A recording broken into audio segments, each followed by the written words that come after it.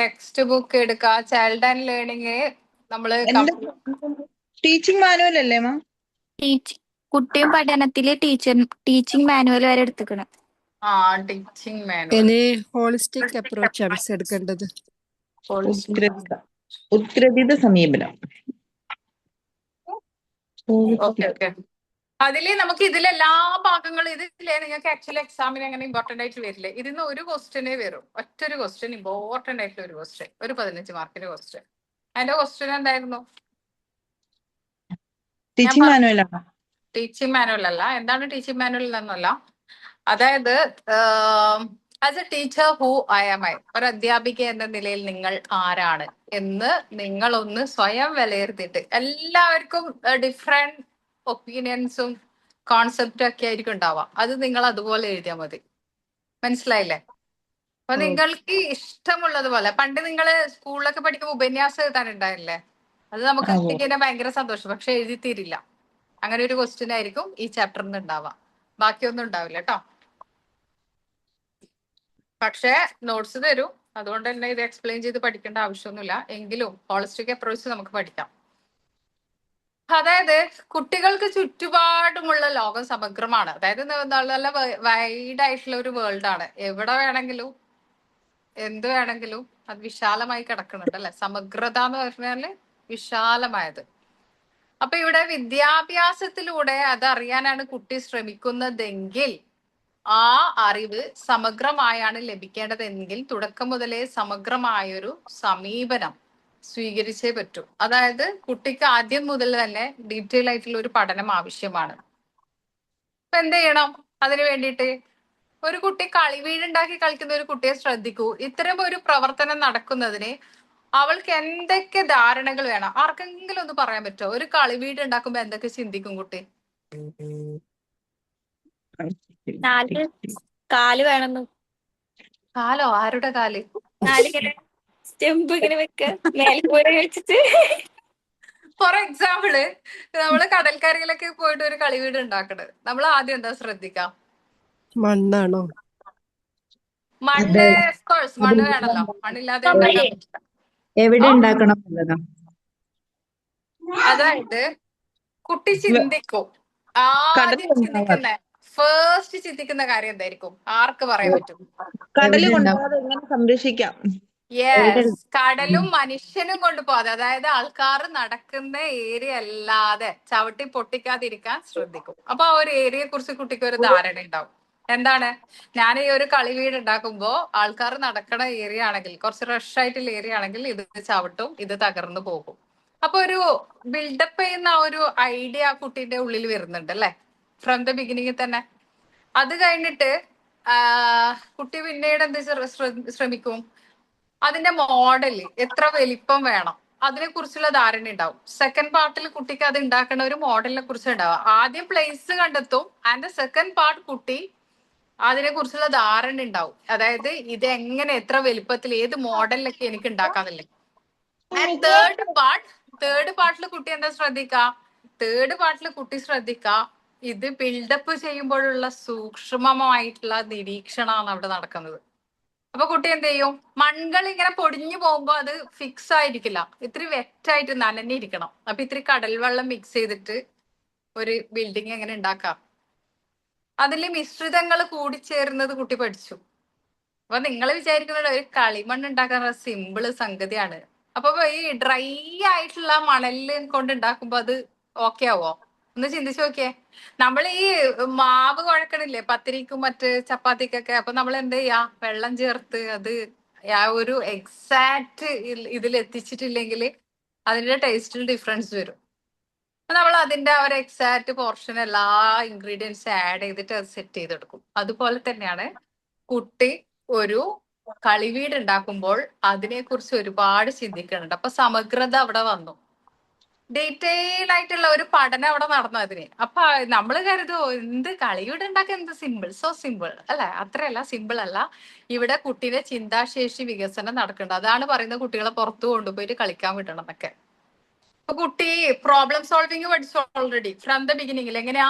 ആൾക്കാർ ചവിട്ടില്ല, മണ്ണ് വെള്ളം കൊണ്ടുപോവില്ല, ഇതൊക്കെ പ്രോബ്ലം സോൾവിങ്ങിൽ വരുന്നത്. അപ്പൊ ഒരു പിന്നെ കുട്ടി തന്നെ അതിനൊരു സൊല്യൂഷൻ അവിടെ കണ്ടെത്തിയിട്ടുണ്ട്. ഓൾറെഡി അവനിക്കുള്ള ഒരു പ്രോബ്ലം ആണ്, ഇത് പൊട്ടിപ്പോവാതിരിക്കണം, ഞാനൊരു സംഗതി ചെയ്യാണ്. അപ്പൊ അവിടെ പ്രോബ്ലം സോൾവിങ് പഠിച്ചില്ലേ, സ്വന്തം പഠിച്ചെടുത്തില്ലത്. പിന്നെ അത് ഉണ്ടാക്കുമ്പോഴുള്ള അവന്റെ സൂക്ഷ്മ നിരീക്ഷണം, ക്രിയേറ്റിവിറ്റി ഡെവലപ്മെന്റ് ഒക്കെ നടന്നു. തേർഡ് ലെവലിൽ കുട്ടി ചിന്തിച്ചത് എന്താ, അതിന് വേണ്ട ഐറ്റംസ് ഉണ്ടാക്കുമ്പോൾ ഞാൻ എത്രമാത്രം എഫേർട്ട് എടുക്കണം, അധ്വാനം എങ്ങനെയാണ്, അത് പോസിബിലിറ്റീസ് എങ്ങനെയാണ്, ഇതൊക്കെ പഠിച്ചു. ഇപ്പൊ കാളിവീട് ഉണ്ടാക്കുന്നത് സിമ്പിൾ ആയിട്ടുള്ള കാര്യമല്ല മക്കളെ. പാർപ്പിടത്തിന്റെ പ്രത്യേകതകള് ഇവിടെ പറയുന്ന, ആദ്യം പറയേണ്ടത് നീളം, വീതി, ഉയരം എന്നിവയെ കുറിച്ചുള്ള സാമാന്യമായ ഒരു ധാരണ, പിന്നെ പ്രത്യേകതകള്, സൗകര്യങ്ങള്, പ്രശ്ന പരിഹാരത്തിനുള്ള കൂട്ടായ ശ്രമം. അതാണ് മെയിൻ. ഞാൻ ഏറ്റവും ഹൈലൈറ്റ് ചെയ്ത് പറയുന്നത് സംഗതി അത് തന്നെയാണ്. അതാണ് ലൈഫിൽ നമ്മൾ ഏറ്റവും കൂടുതൽ പഠിക്കേണ്ടത്, പ്രോബ്ലം സോൾവിങ് അല്ലെ. ഭാവന, സർഗാത്മകത, നമ്മളുടെ ഇമാജിനേഷൻ ഡെവലപ്മെന്റ്, ക്രിയേറ്റിവിറ്റി ഡെവലപ്മെന്റ് അവിടെ നടക്കുന്നുണ്ട്. പിന്നെ പ്രവൃത്തി പരിചയവുമായി ബന്ധപ്പെട്ട ശേഷികൾ, കലാബോധം ഒക്കെ വികസിച്ചു അവിടെ. പിന്നെ ഗണിതം, പരിസരം, എൻവയറമെന്റിനെ കുറിച്ച് ആദ്യം അവൻ ബോധ്യപ്പെട്ടു. പിന്നെ ഷേപ്പ്, സ്ക്വയർ ഷേപ്പിൽ എടുത്തു, ട്രയാങ്കിൾ ഷേപ്പിൽ വിൻഡോസ് വന്നു, ഡോർ റെക്ടാങ്കിൾ ഷേപ്പിൽ വന്നു. പലതരം ഗണിതപരമായിട്ടുള്ള അളവും കാര്യങ്ങളും ഒക്കെ പഠിച്ചു. പിന്നെന്താ, ഭാഷയും മറ്റു ഘടകങ്ങളെ കുട്ടി അറിയാതെ സമന്വയിപ്പിക്കുക, എല്ലാം കുട്ടി ഇതിൽ നിന്ന് പഠിച്ചെടുത്തു. അപ്പൊ ഇവിടെ ഇതിനാണ് ഉദ്ഗ്രഥിത സമീപനം സ്വീകരിക്കുന്നത് കൊണ്ടുള്ള മെച്ചം എന്ന് പറയുന്നത്, പഠനം യാന്ത്രികമാകില്ല. കുട്ടിന് ഇത്തിരി പ്ലേവേ മെത്തേഡിലൂടെ പഠനം നടത്തി കൊടുക്കാം. ഇപ്പൊ നമ്മൾ കിൻഡർ ഗാർഡനിലായാലും KG പ്രൈമറി സ്കൂളിലൊക്കെ ആയാലും ഇങ്ങനെയുള്ള സംഗതികളൊക്കെ ചെയ്യിക്കുന്നുണ്ട്. അതിനാണ് ഫൈൻ മോട്ടോർ സ്കിൽ ഡെവലപ്മെന്റും ഗ്രോസ് മോട്ടോർ സ്കിൽ ഡെവലപ്മെന്റും നമ്മൾ പഠിച്ചിട്ടുണ്ട് അല്ലേ? പഠിച്ചിട്ടില്ല? അത് ആരും പറഞ്ഞിട്ടില്ലല്ലോ, അത് രണ്ടും രണ്ടാണെന്നുള്ളത്. രണ്ടും രണ്ടാണ്, പക്ഷെ സ്കിൽ ഡെവലപ്മെന്റ് തന്നെയാണ് നടക്കുന്നത്, പക്ഷെ രണ്ടും രണ്ട് തലത്തിലാണ്. അപ്പൊ ഇങ്ങനെയാണ് കുട്ടിക്ക് ഉദ്ഗ്രഥിത സമീപനം എന്ന് പറയുന്നത് വഴിതെളിക്കുന്നത്. ഒരു എക്സാമ്പിൾ ഞാൻ ഈ പറഞ്ഞു തന്നിട്ടുണ്ട്. ഇനി താഴത്തെ പോയിന്റ് നോക്കൂ. അതായത് എന്തെല്ലാം ശേഷികൾ നേടേണ്ടതെന്ന് കുട്ടി കണ്ടെത്തുന്ന അതിന് അനുയോജ്യമായ ആശയ മേഖല. അതായത് കുട്ടി ഉത്സവത്തിൽ എന്ത് കാണുന്നുണ്ട്, കൾച്ചർ പഠിക്കുന്നുണ്ട്. ഈ ഉത്സവം എന്തുമായി റിലേറ്റഡ് ആയിട്ടാണ്? ഇപ്പൊ നമ്മളെ നാട്ടിലൊക്കെ എന്തെല്ലാം ഉത്സവം നടക്കുന്നുണ്ട്, എല്ലായിടത്തും നമുക്ക് പോസിബിൾ ആണോ പോകുന്നത്? എല്ലായിടത്തും നമ്മളെ കയറാൻ വിടോ? ഇല്ല. അതിന് ചില കൾച്ചർ ഉണ്ട്, ചില കാസ്റ്റ് ആൻഡ് റിലീജിയൻസിന്റെ ഒരു ഇത് വരുന്നുണ്ട്, ലിമിറ്റേഷൻസ് വരുന്നുണ്ട് അല്ലെ, അതിർവരമ്പുകൾ ഉണ്ട് അവിടെ. പിന്നെ വീട് എന്ന് പറയുന്ന ഒരു കൺസെപ്റ്റ് ആണ്. ജോയിന്റ് ഫാമിലി, സിംഗിൾ ഫാമിലി എല്ലാം ഉണ്ടാവും അല്ലെ, ന്യൂക്ലിയർ ഫാമിലി. അപ്പൊ നമ്മൾ അവിടെയും ഒരു കുട്ടി ജീവിതം മനസ്സിലാക്കിയിട്ടുണ്ട്. വാഹനങ്ങൾ, വ്യത്യസ്തമായ വാഹനങ്ങൾ, അത് ഏതെല്ലാം യാത്രാ സൗകര്യങ്ങൾക്ക് വേണ്ടി ഉപയോഗിക്കുന്നത്, ഇതും കുട്ടി ജീവിതത്തിൽ പഠിച്ചെടുത്തിട്ടുണ്ട്. അപ്പൊ കുട്ടീനെ ഒരു റൂമിൽ പൂട്ടിയിട്ടല്ല വളർത്തുന്നത്, പുറം ലോകവുമായിട്ട് ഒരുപാട് മിങ്കിളായിട്ടാണ് കുട്ടി വളരുന്നത്. വസ്ത്രം, ജന്തുക്കൾ, എല്ലാത്തിൽ നിന്നും ഉദ്ഗ്രഥിതമായ സമീപനം, അതായത് ഹോളിസ്റ്റിക് അപ്രോച്ച് എന്ന് പറയുന്നത് ഇത് തന്നെയാണ്. പരിസ്ഥിതിയിൽ നിന്ന് പഠിച്ചെടുക്കുക കേട്ടോ. അതായത് അവന്റെ ചുറ്റുപാടിൽ നിന്ന് പഠിച്ചെടുക്കുക. സമഗ്രമായിട്ട് ഡീറ്റെയിൽഡ് ആയിട്ടുള്ള സ്റ്റഡിയാണ് അവിടെ നടക്കുന്നത്. എക്സ്പീരിയൻസിലൂടെ പഠിക്കാം, മനസ്സിലായില്ലേ? എക്സ്പീരിയൻസ് ചെയ്തിട്ട് പഠിക്കുക, അതാണ് ഹോളിസ്റ്റിക് അപ്രോച്ച് എന്ന് പറയുന്നത്. ഇനി എന്താണ് ഹോളിസ്റ്റിക് അപ്രോച്ച് എന്ന് ആർക്കും ഡൗട്ട് ഇല്ലല്ലോ? ഉണ്ടോ? ഇല്ല. അപ്പൊ എക്സാമിന് വന്നു കഴിഞ്ഞാൽ ടെക്സ്റ്റ് ബുക്കിലുള്ള ഇത് പാരഗ്രാഫ് അതുപോലെ എഴുതി കൊടുക്കുന്നു വേണ്ട. അതായത് നിങ്ങളുടെ ഭാഷയിൽ, ഇപ്പൊ ഞാൻ പറഞ്ഞത് നിങ്ങൾക്ക് മനസ്സിലായിട്ടുണ്ടാവും, അത് വെച്ചിട്ട് നിങ്ങളുടേതായ ഭാഷയിൽ നല്ല അടിപൊളിയായിട്ട് എങ്ങനെ എഴുതി കൊടുത്താലും ഉത്തരം അവിടെ ഉണ്ടെങ്കിൽ മാർക്ക് കിട്ടും. മനസ്സിലായില്ലേ? അനുഭവങ്ങളിലൂടെ പഠിക്കാവുന്ന എക്സ്പീരിയൻസിലൂടെയുള്ള പഠനം, എക്സ്പീരിയൻസ്ഡ് ലേണിംഗ് എന്ന് എഴുതി വെച്ചാൽ തന്നെ ആ ഒരു പോയിന്റ്. ഞാനൊക്കെ ഇല്ലേ വലിയ വലിയ വലിയ വലിയ എക്സാം എഴുതുമ്പോഴും 2 കോഡ് വെച്ചിട്ട് പോയിട്ടാണ് എക്സാം എഴുതുക. അതും എക്സാമിന്റെ തലേന്ന് ഒരു 3 മണി അല്ലെങ്കിൽ ചിലപ്പോൾ ഒരു 5 മണി വരെയൊക്കെ ഇരുന്നിട്ട് പഠിക്കും, ഉറങ്ങില്ല, എന്നിട്ട് പോയിട്ട് എക്സാം എഴുതും. പക്ഷെ ഈ കോച്ചിങ്ങിന് 1 വർഷത്തെ ഇതിനൊക്കെ കേട്ടറ്റിനൊക്കെ പോയവര് ചിലപ്പം തോറ്റ് പാളീസായിട്ട് കയറും. ഇങ്ങനെ പഠിച്ചാലില്ലേ, നമ്മൾ ആ പോയിന്റ് മതി, നമുക്ക് വേറെ ഒന്നും വേണ്ട. നമ്മളിങ്ങനെ ആൻസർ കിട്ടാതിരിക്കുമ്പോ എന്തോ കോഡ് ഞാൻ ചിലപ്പോ സിനിമന്റെ പേരൊക്കെ ആയിരിക്കും, അല്ലെങ്കിൽ ആരുടെങ്കിലും മനുഷ്യരുടെ പേര്, സത്യമാണ്, ഏതെങ്കിലും ഒരു മനുഷ്യരുടെ പേരൊക്കെ ആയിരിക്കും അവിടെ കോഡായിട്ട് യൂസ് ചെയ്തിട്ടുണ്ടാവുക. അപ്പൊ അത് വെച്ചിട്ട് ആൻസർ എഴുതും. അതന്നെയാണ് ഞാൻ നിങ്ങൾക്ക് പറഞ്ഞത്. ഇപ്പൊ ഹോളിസ്റ്റിക് അപ്രോച്ച് എന്ന് പറയുമ്പോൾ എക്സ്പീരിയൻസിലൂടെയുള്ള പഠനം, അതും ഡീറ്റെയിൽ ആയിട്ട് പഠനം. ഇത് നിങ്ങൾ ചിന്തിച്ചിട്ട് കംപ്ലീറ്റ് നിങ്ങൾ എക്സാമിന് എഴുതി കൊടുത്താൽ മതി. ഇത്രയും പാരഗ്രാഫ് നിങ്ങൾ പഠിക്കുന്നതാണോ നിങ്ങൾക്ക് ഈസി, ആ ഒരു വാക്ക് വെച്ചിട്ട് നിങ്ങളുടെ ഭാഷയിൽ എഴുതുന്നതാണോ ഈസി എന്ന് പറഞ്ഞേ? ഞങ്ങളുടെ ഭാഷയിൽ ദൈസ് ഞങ്ങളുടെ ഭാഷയാ. അതുകൊണ്ട് തന്നെയാണ് ക്ലാസ് നോട്ട്സിൽ കീ പോയിന്റ് കീ നോട്ട്സ് ഒക്കെ പറഞ്ഞിരുന്നത്. അതൊക്കെ എഴുതി വെക്കുക കേട്ടോ എപ്പോഴും.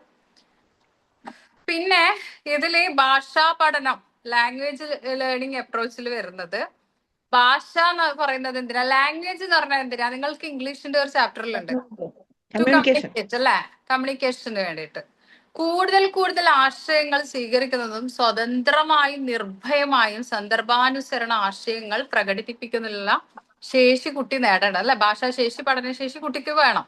അപ്പൊ അതിനു വേണ്ടിയിട്ട് എന്താണ്, ശ്രവണം. പിന്നെന്താ, നമ്മൾ പഠിച്ചിട്ടുണ്ട് language skills are divided into 4. ഭാഷാ നൈപുണ്യങ്ങൾ 4ആയിട്ട് തരംതിരിച്ചിട്ടുണ്ട്. Which of them? ശ്രവണം, കാഴ്ച, കാഴ്ചയില്ല.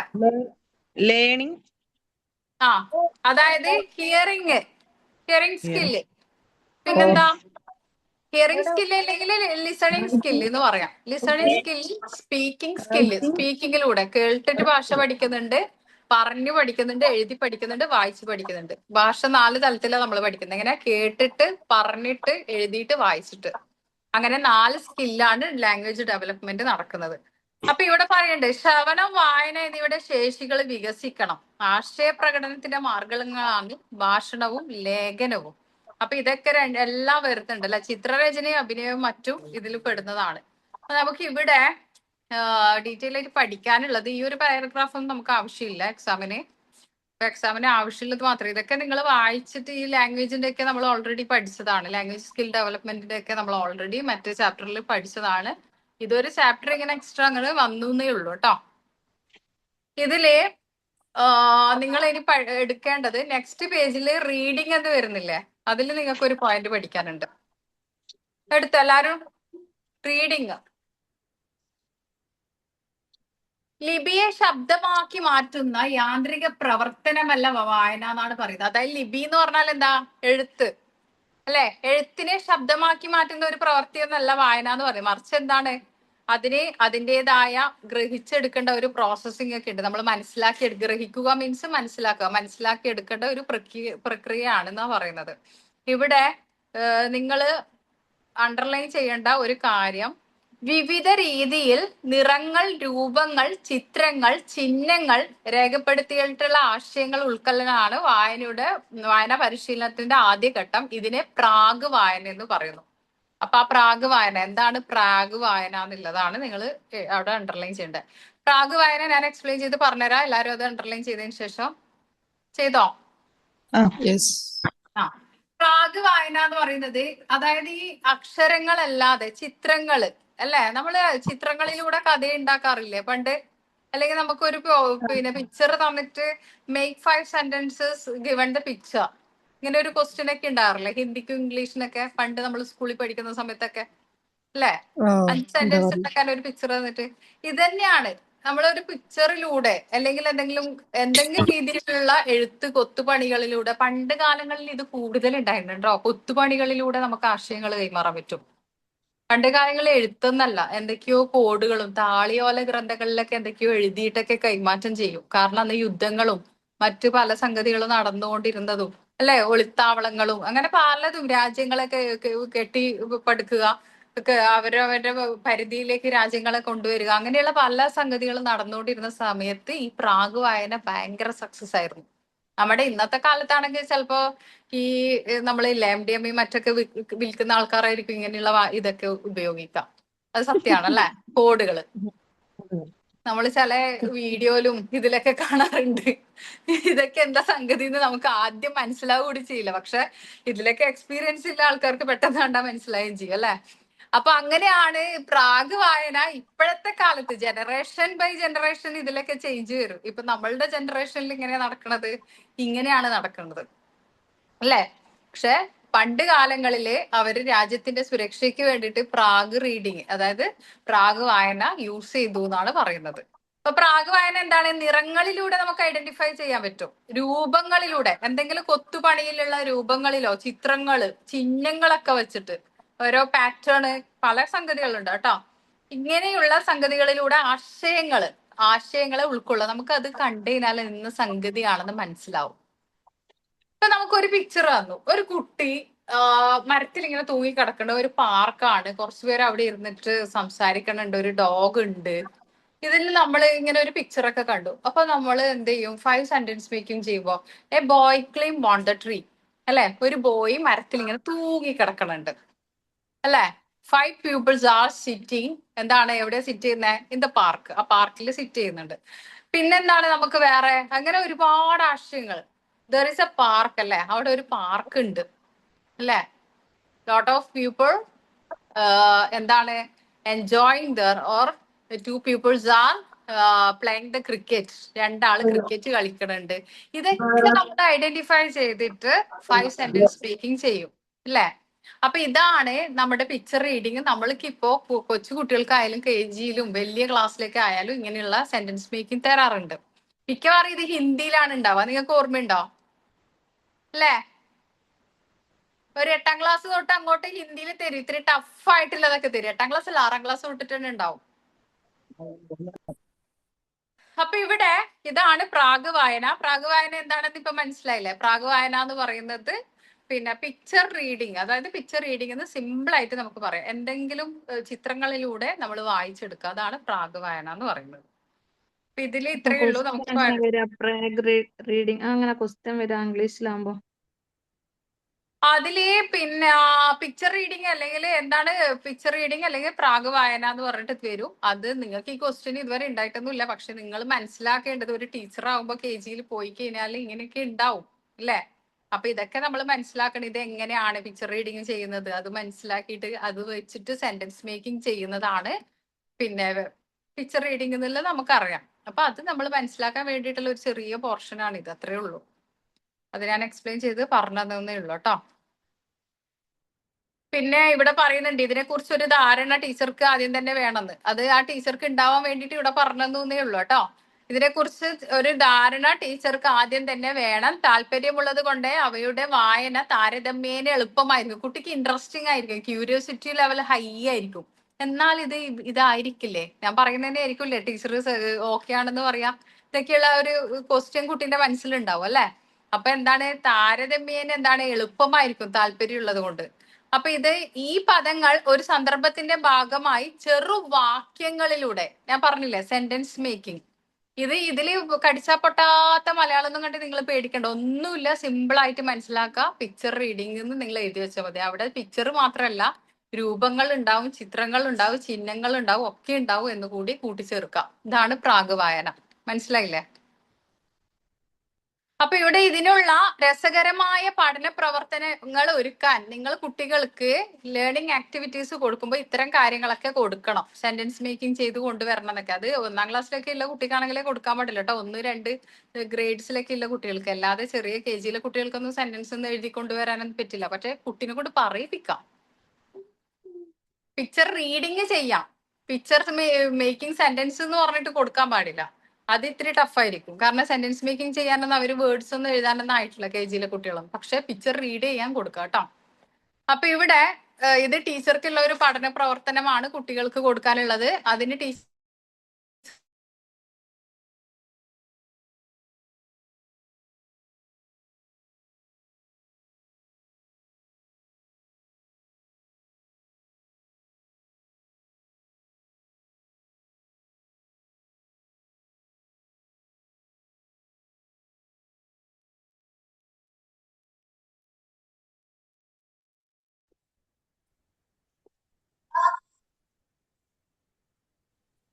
മിസ്സിനെ കാണുന്നില്ലല്ലോ. ഞാനൊക്കെ സമാധാനത്തിലിരിക്കല്ലേ,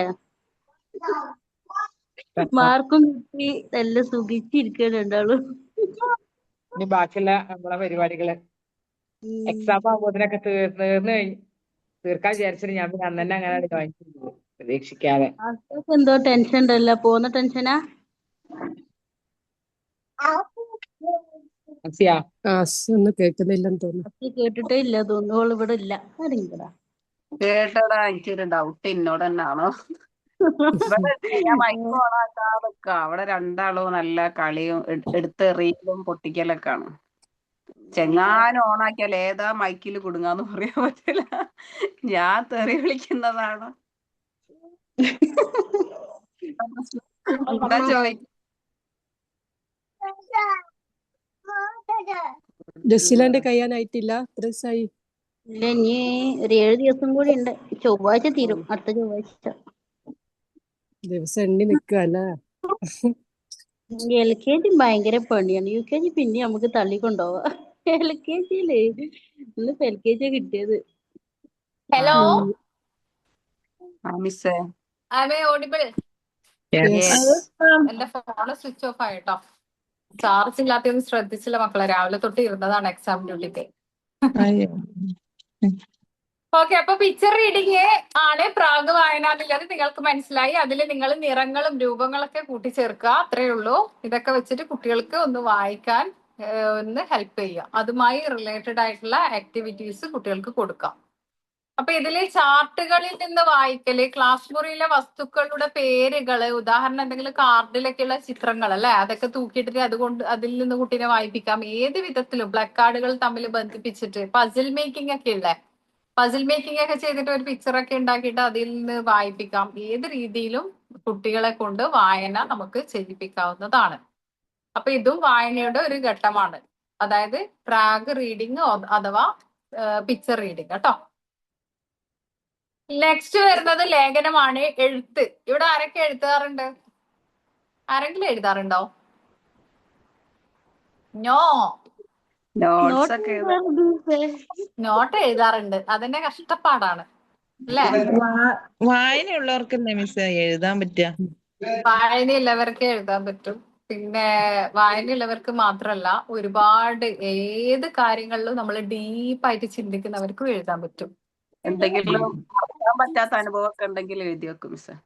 മറക്കാൻ പറ്റാത്ത അനുഭവം ഉണ്ടെങ്കിൽ എഴുതണം. നമ്മൾക്ക് അതൊരു എക്സ്പീരിയൻസ് ആണ്. നമ്മൾ ഈ അനുഭവങ്ങളിൽ നിന്ന് റിക്കവർ ആയിട്ട് ഒരുപാട് വർഷങ്ങൾ പിന്നിടുമ്പോ നമ്മള് അപ്പൊ നമ്മളിപ്പോ ഒരുപാട് വർഷങ്ങൾ കഴിഞ്ഞിട്ട് നമ്മൾ ഇത് ലൈഫിലേക്ക് പിന്നോട്ടേക്ക് തിരിഞ്ഞു നോക്കുമ്പോൾ ചിലപ്പോ ഈ ഒരു പുസ്തകമോ അല്ലെങ്കിൽ ഡയറി നമ്മളുടെ കയ്യിൽ കിട്ടുമ്പോൾ നമ്മൾ എന്ത് ചെയ്യും? നമ്മൾ ജസ്റ്റ് ഈ ഒരു ബുക്ക് കാണുമ്പോൾ നമ്മൾ ഇങ്ങനെയുള്ള എക്സ്പീരിയൻസ് ഒക്കെ നമുക്ക് ലൈഫിൽ ഉണ്ടായിട്ടുണ്ടെന്നുള്ളത് നമ്മൾ വായിച്ചെടുക്കും അല്ലേ? അപ്പൊ അതൊരു രസകരമായ സംഗതി തന്നെയാണ്. നമ്മളല്ലേ ഇത് എഴുതിയത്, ഞാൻ ഇത്ര വീക്കായിരുന്നു ആ ടൈം, അല്ലെങ്കിൽ ഞാൻ ഇത്ര ബോൾഡ് ആയിരുന്നു, ഞാൻ ഇപ്പൊ എവിടെയാണ് എന്റെ എനർജി പോയെന്ന് സ്വയം ചിന്തിക്കാനുള്ള ഒരു സംഗതി കൂടി അവിടെ ഉണ്ടാവും. ചെയ്യണം കേട്ടോ ഇങ്ങനെയൊക്കെ. കാരണം ഞാനൊക്കെ വളരെ മുമ്പ് എഴുതി വെച്ച സംഗതിയിൽ ഞാനിപ്പോ കുറെ വർഷങ്ങൾ കഴിഞ്ഞിട്ട് എന്റെ ഡയറിയൊക്കെ എടുത്ത് വായിക്കുമ്പോൾ ഞാൻ ചിന്തിക്കാറുണ്ട്, ഓ എനിക്ക് ഇങ്ങനെ ഒരു എക്സ്പീരിയൻസ് അന്ന് ഉണ്ടായിട്ടുണ്ടല്ലോ, ശരിയാണല്ലോ, ഞാനത് മറന്നുപോയി അല്ലേ? അപ്പൊ അതൊരു നമ്മള് ഇപ്പൊ ഭയങ്കര ബിസി ആയിട്ടുള്ള ലൈഫിൽ നമുക്ക് നമ്മളെ കുറിച്ച് ചിന്തിക്കാൻ സമയമില്ല. നമ്മളുടെ ലൈഫിനെ കുറിച്ച് ഫോട്ടോഗ്രാഫ് അതൊക്കെ എടുത്ത് വായിക്കുമ്പോ എന്തോ ഒരു സന്തോഷം. സന്തോഷം ഉണ്ടാവും, സങ്കടങ്ങൾ ഉണ്ടാവും ഒരുപാട്, കാരണം മിസ്സിങ് ഉണ്ടാവും അല്ലേ? അതെ അതെ. ലൈഫൊക്കെ തന്നെയാണ്. അപ്പൊ നമ്മൾ എഴുതുക, ഒരുപാട് ചിന്തിക്കാൻ. എനിക്കൊക്കെ എന്ന് വെച്ചാൽ ഡീപ്പായിട്ട് ചിന്തിക്കുന്ന ആളാണ് എന്ത് കാര്യത്തിലും. വൈഡായിട്ട് എന്റെ എല്ലാ വർഷങ്ങളും ചിന്തിക്കും. ഒരുപാട് ചിന്തിക്കും. കാരണം ഒരുപാട് കണക്ട് ചെയ്ത് പോകും. ചെറിയൊരു ഹിന്റ് കിട്ടിക്കഴിഞ്ഞാൽ കണക്ട് ചെയ്ത് പോകാനൊക്കെ എനിക്കൊക്കെ ഒരുപാട് ഞാൻ അങ്ങനെയൊക്കെ ചെയ്യാറുണ്ട്. അപ്പൊ അതിലൊക്കെ നമ്മളിങ്ങനെ ചിന്തിക്കും ഒരുപാട്. അപ്പൊ ആ ചിന്താശേഷി തന്നെയാണ് എഴുത്തിലേക്ക് അവസാനം എത്താം അല്ലേ? ഇപ്പൊ ഒരു 2 days ഒക്കെ ഞാൻ ഒരുപാട് എഴുതിയിട്ടുണ്ടായിരുന്നു, ഉറക്കം കഴിഞ്ഞിട്ടൊക്കെ. എനിക്ക് അങ്ങനെയുണ്ട്, എഴുതാൻ തോന്നിക്കഴിഞ്ഞാൽ അന്ന് എഴുതാതെ ഉറങ്ങിയിട്ടുണ്ട് പ്രാന്ത് പോലെ ആയിരിക്കും. അന്ന് എഴുതി തീർത്ത ഒരു റിലാക്സേഷൻ. കാരണം എന്താണെന്നറിയാം, നമ്മൾക്കൊരു സെക്കൻഡ് പേഴ്സണോ തേർഡ് പേഴ്സണോ വേണ്ട. സെക്കൻഡ് പേഴ്സൺ നമ്മൾ എന്ത് പറയുമ്പോൾ എന്താ പറയാ, മൂന്നാമതൊരാളല്ല, രണ്ടാമതൊരാൾ പോലും വേണ്ട. നമ്മളുടെ മനസ്സ് റിഫ്രഷ് റിലാക്സേഷൻ കിട്ടുന്നത് നമ്മൾ ഒരു പുസ്തകത്തോട് എഴുതി വെക്കുന്നത് ഒരാളോട് പറയുന്നത് പോലെയാണ്. എക്സ്പീരിയൻസ് ചെയ്തവർ ആരെങ്കിലും ഉണ്ടോ? ഡയറി കുറച്ച് നാൾ എഴുതിയിട്ടുണ്ട് മാം. ഡയറി കുറച്ച് നാളൊക്കെ എഴുതിയിട്ടുണ്ട്. പിന്നെ ബിസി ആയിപ്പോയി. ആക്ച്വലി വലിയ റിലാക്സേഷൻ ആണ്. നമുക്ക് എന്തെങ്കിലും സങ്കടം ഉണ്ടാവുമ്പോൾ നിങ്ങൾ എന്താ ചെയ്യാ, ഫ്രണ്ട്സിനോട് പറയും, ഫാമിലിയിൽ ആരോടെങ്കിലും ഷെയർ ചെയ്യും. അവിടുന്ന് ചിലപ്പോ അവരുടെ മൈൻഡ് സെറ്റും മെന്റാലിറ്റി അനുസരിച്ച് നിങ്ങളെ ഡൈവേർട്ട് ചെയ്ത് വിടുമ്പോ അത് നമ്മള് വിചാരിച്ച പോലെ ആയിരിക്കില്ല, വേറെ തലത്തിലേക്ക് എത്തും. പക്ഷെ ഇത് സേഫ് സോൺ ആണ്. നമ്മളുടെ മനസാക്ഷി ഒരു കമ്മ്യൂണിക്കേഷൻ, ഒരു ബോണ്ട്, ഒരു കമ്മ്യൂണിക്കേഷൻ അവിടെ നടക്കുന്നുണ്ട്. അടിപൊളി സംഗതിയാണ് കേട്ടോ. വായിക്കാൻ വല്ലപ്പോഴും സമയം കിട്ടുമ്പോൾ നമുക്ക് വേണ്ടി സമയം കണ്ടെത്താ, എഴുതുക. ഇതൊക്കെ ലൈഫിൽ ഉണ്ടാവും. ബാക്കിയൊക്കെ റെസ്പോൺസിബിലിറ്റി ആണ്. വേൾഡിൽ എല്ലാ റെസ്പോൺസിബിലിറ്റിയാണ്, ഉത്തരവാദിത്തങ്ങൾ ഇങ്ങനെ വരുന്നതല്ലാതെ വേറെ ഒന്നും ഇല്ല. ആ റെസ്പോൺസിബിലിറ്റിന്ന് നമ്മൾ ഒരു സെക്കൻഡ് മാറി നിന്ന് നോക്കിയേ, നമ്മൾ അവോയ്ഡ് ചെയ്യാൻ തുടങ്ങും മറ്റുള്ളവര്. നമ്മളുടെ വാല്യൂ ഇങ്ങനെ ഡൗൺ ആയിട്ട് വരും. നമ്മൾ ചെയ്ത് കൊണ്ടുപോകുന്ന കാര്യങ്ങളിൽ നിന്ന് ഒരു സെക്കൻഡ് നമ്മളുടെ എന്തെങ്കിലും സംഗതിയിൽ നിന്ന് മാറി നിൽക്കുമ്പോൾ. അപ്പൊ അതൊക്കെ അത്രയേ ഉള്ളൂ. സ്വയം സ്നേഹിക്കാം, ജീവിക്കാം. ഓക്കെ. ഞാൻ എല്ലാ ബാച്ചിനും സെൽഫ് ലവിന്റെ ക്ലാസ് കൊടുക്കാറുണ്ട്. നിങ്ങൾക്ക് തന്നിട്ടില്ല. മിസ്സേ തന്നിട്ടില്ലല്ലോ. ചതി അതിന്റെ ഒരു കുറവുണ്ട് മിസ്സേ. ഇല്ല അല്ല, മിസ്സേ ഞാൻ തന്നിട്ടില്ല. കരുതി ഇതെല്ലാ ബാച്ചിനും കൊടുത്ത് പിന്നെ ഞാൻ മറന്നു കരുതി പോയതാവും. വേണ്ട. പിന്നെ ഇത് നിങ്ങളെ ബാച്ച് വന്നേരം സബ്ജക്ട് എനിക്ക് കൂടുതലായി, പിന്നെ സമയമില്ലാതായി. പിന്നെ ഇത് മതി, വേണ്ട. മിസ്സേ ഇടയ്ക്കൊരു സെൽഫ് ലോ സൺഡേയില് ഒക്കെ നിങ്ങൾക്കൊക്കെ തന്നേക്ക്. കൂടുതലായിരിക്കും. അതാണ് ഇടയ്ക്കൊരു സൺഡേ തന്നേക്ക് മിസ്സേ. ഒരു സൺഡേക്ക് 2 അടി ഫാസലും ഉണ്ടാവും, ഞാൻ കൊടുത്തു വിടാം. മിസ്സിന്റെ നമുക്ക് ക്ലാസ് നോക്കാം, നമുക്കൊന്ന് ഫ്രീ ആയിട്ട് ക്ലാസ് റിലേറ്റഡ് അല്ലാതെ എല്ലാവർക്കും നല്ല അടിപൊളിയായിട്ട് ഓപ്പൺ സ്പേസിൽ സംസാരിക്കാം കേട്ടോ. ഓക്കെ. Thank you. അപ്പൊ ഇവിടെ നമുക്ക് ലേഖനം എന്ന് പറഞ്ഞാൽ നമുക്കറിയാം എഴുത്തിലൂടെ നമുക്ക് എന്താണ് അർത്ഥപൂർണ്ണ മീനിങ് ഫുൾ ആയിരിക്കണം. എഴുതുന്നത് എപ്പോഴും ഒരർത്ഥം വെച്ചിട്ടുള്ളതായിരിക്കണം, മീനിങ് ഫുൾ ആയിരിക്കണം. വെറുതെ എഴുതുന്നതല്ല. നമ്മളിപ്പോലെ നിങ്ങളൊരു മീൻ പൊതിന് കൊണ്ട് വന്ന കവർ എടുത്ത് വായിച്ചാൽ അതിലൊരു ചരമകോളായാലും അത് എഴുതിയതിന് ഒരു അർത്ഥമുണ്ട്. ഇന്ന സ്ഥലത്ത് മരിച്ചു എന്ന് നിങ്ങളെ അറിയിക്കാൻ വേണ്ടിയിട്ടാണ്. അവിടെ ഒരു ഇൻഫർമേഷൻ പാസ് ചെയ്യുന്നുണ്ട്. സത്യമല്ല അത്? ഒരു മൂവിനെ കുറിച്ചിട്ടുള്ള ഒരു ഇൻഫർമേഷൻ ആയാലും അതൊരു ഇൻഫർമേഷൻ പാസ് ചെയ്യാണ്. ഡാറ്റ കളക്ഷൻ നമുക്ക് അവിടുന്ന് കിട്ടുന്നു, ഒരു വിവരശേഖരണം. ഇന്ന സ്ഥലത്ത് മരിച്ചിട്ടുണ്ട്, ഇന്ന സ്ഥലത്ത് ആക്സിഡന്റ് നടന്നിട്ടുണ്ട്, ഇന്ന സ്ഥലത്ത് അഴിമതി നടന്നിട്ടുണ്ട്. എന്ത് സംഗതി ആയാലും നമ്മൾ അവിടെ ഒരു വിവരം അറിയുന്നുണ്ട്. കറണ്ട് അഫയേഴ്സ് നമുക്ക് അവിടെ നിന്ന് കിട്ടുന്നുണ്ട്. അപ്പൊ നമ്മള് എന്താണ് അർത്ഥപൂർണമായിരിക്കണം എഴുത്തെപ്പോഴും. അതിനെന്താണ് ആശയവിനിമയം, ഒന്ന് കമ്മ്യൂണിക്കേറ്റ് ചെയ്യുക. നമ്മളെപ്പോഴും ഡയറക്റ്റ് എഴുതുമ്പോൾ നമ്മൾ നമ്മളോട് കമ്മ്യൂണിക്കേറ്റ് ചെയ്യാണ്, അല്ലേ? അപ്പൊ ബൈ സെൽഫ്, നമ്മുടെ സെൽഫിനോട് തന്നെ നമ്മൾ കമ്മ്യൂണിക്കേറ്റ് ചെയ്യുന്നത് പോലെയാണ് ഡയറക്റ്റ് എഴുതുക. അപ്പൊ ഇവിടെ എന്താണ് എഴുത്തിന് മുന്നോടിയായി പ്രാഗ്ലേഖന പ്രവർത്തനങ്ങൾ നടന്നിരിക്കണം കുട്ടികളിൽ കേട്ടോ, വലിയവരല്ലല്ലോ. നമ്മളും അതുപോലെ തന്നെ ചിത്രങ്ങളൊക്കെ കണ്ടിട്ട് കളിക്കുടുക്കിയിലൊക്കെ പണ്ട് ഉണ്ടാവാറില്ലേ, ഒരു ഉറുമ്പിന്റെ കഥയൊക്കെ, ഉറുമ്പ് ഒരു ചപ്പിന്റെ മുകളിൽ ഇങ്ങനെ നീന്തി പോകുന്നൊക്കെ അപ്പോഴും ഉണ്ടാവും പ്രാഗ് റീഡിങ്ങിൽ. നിങ്ങൾ എനിക്കൊക്കെ ഒരുപാട് എക്സ്പീരിയൻസ് ഉണ്ട് അതൊക്കെ കണ്ടിട്ട്.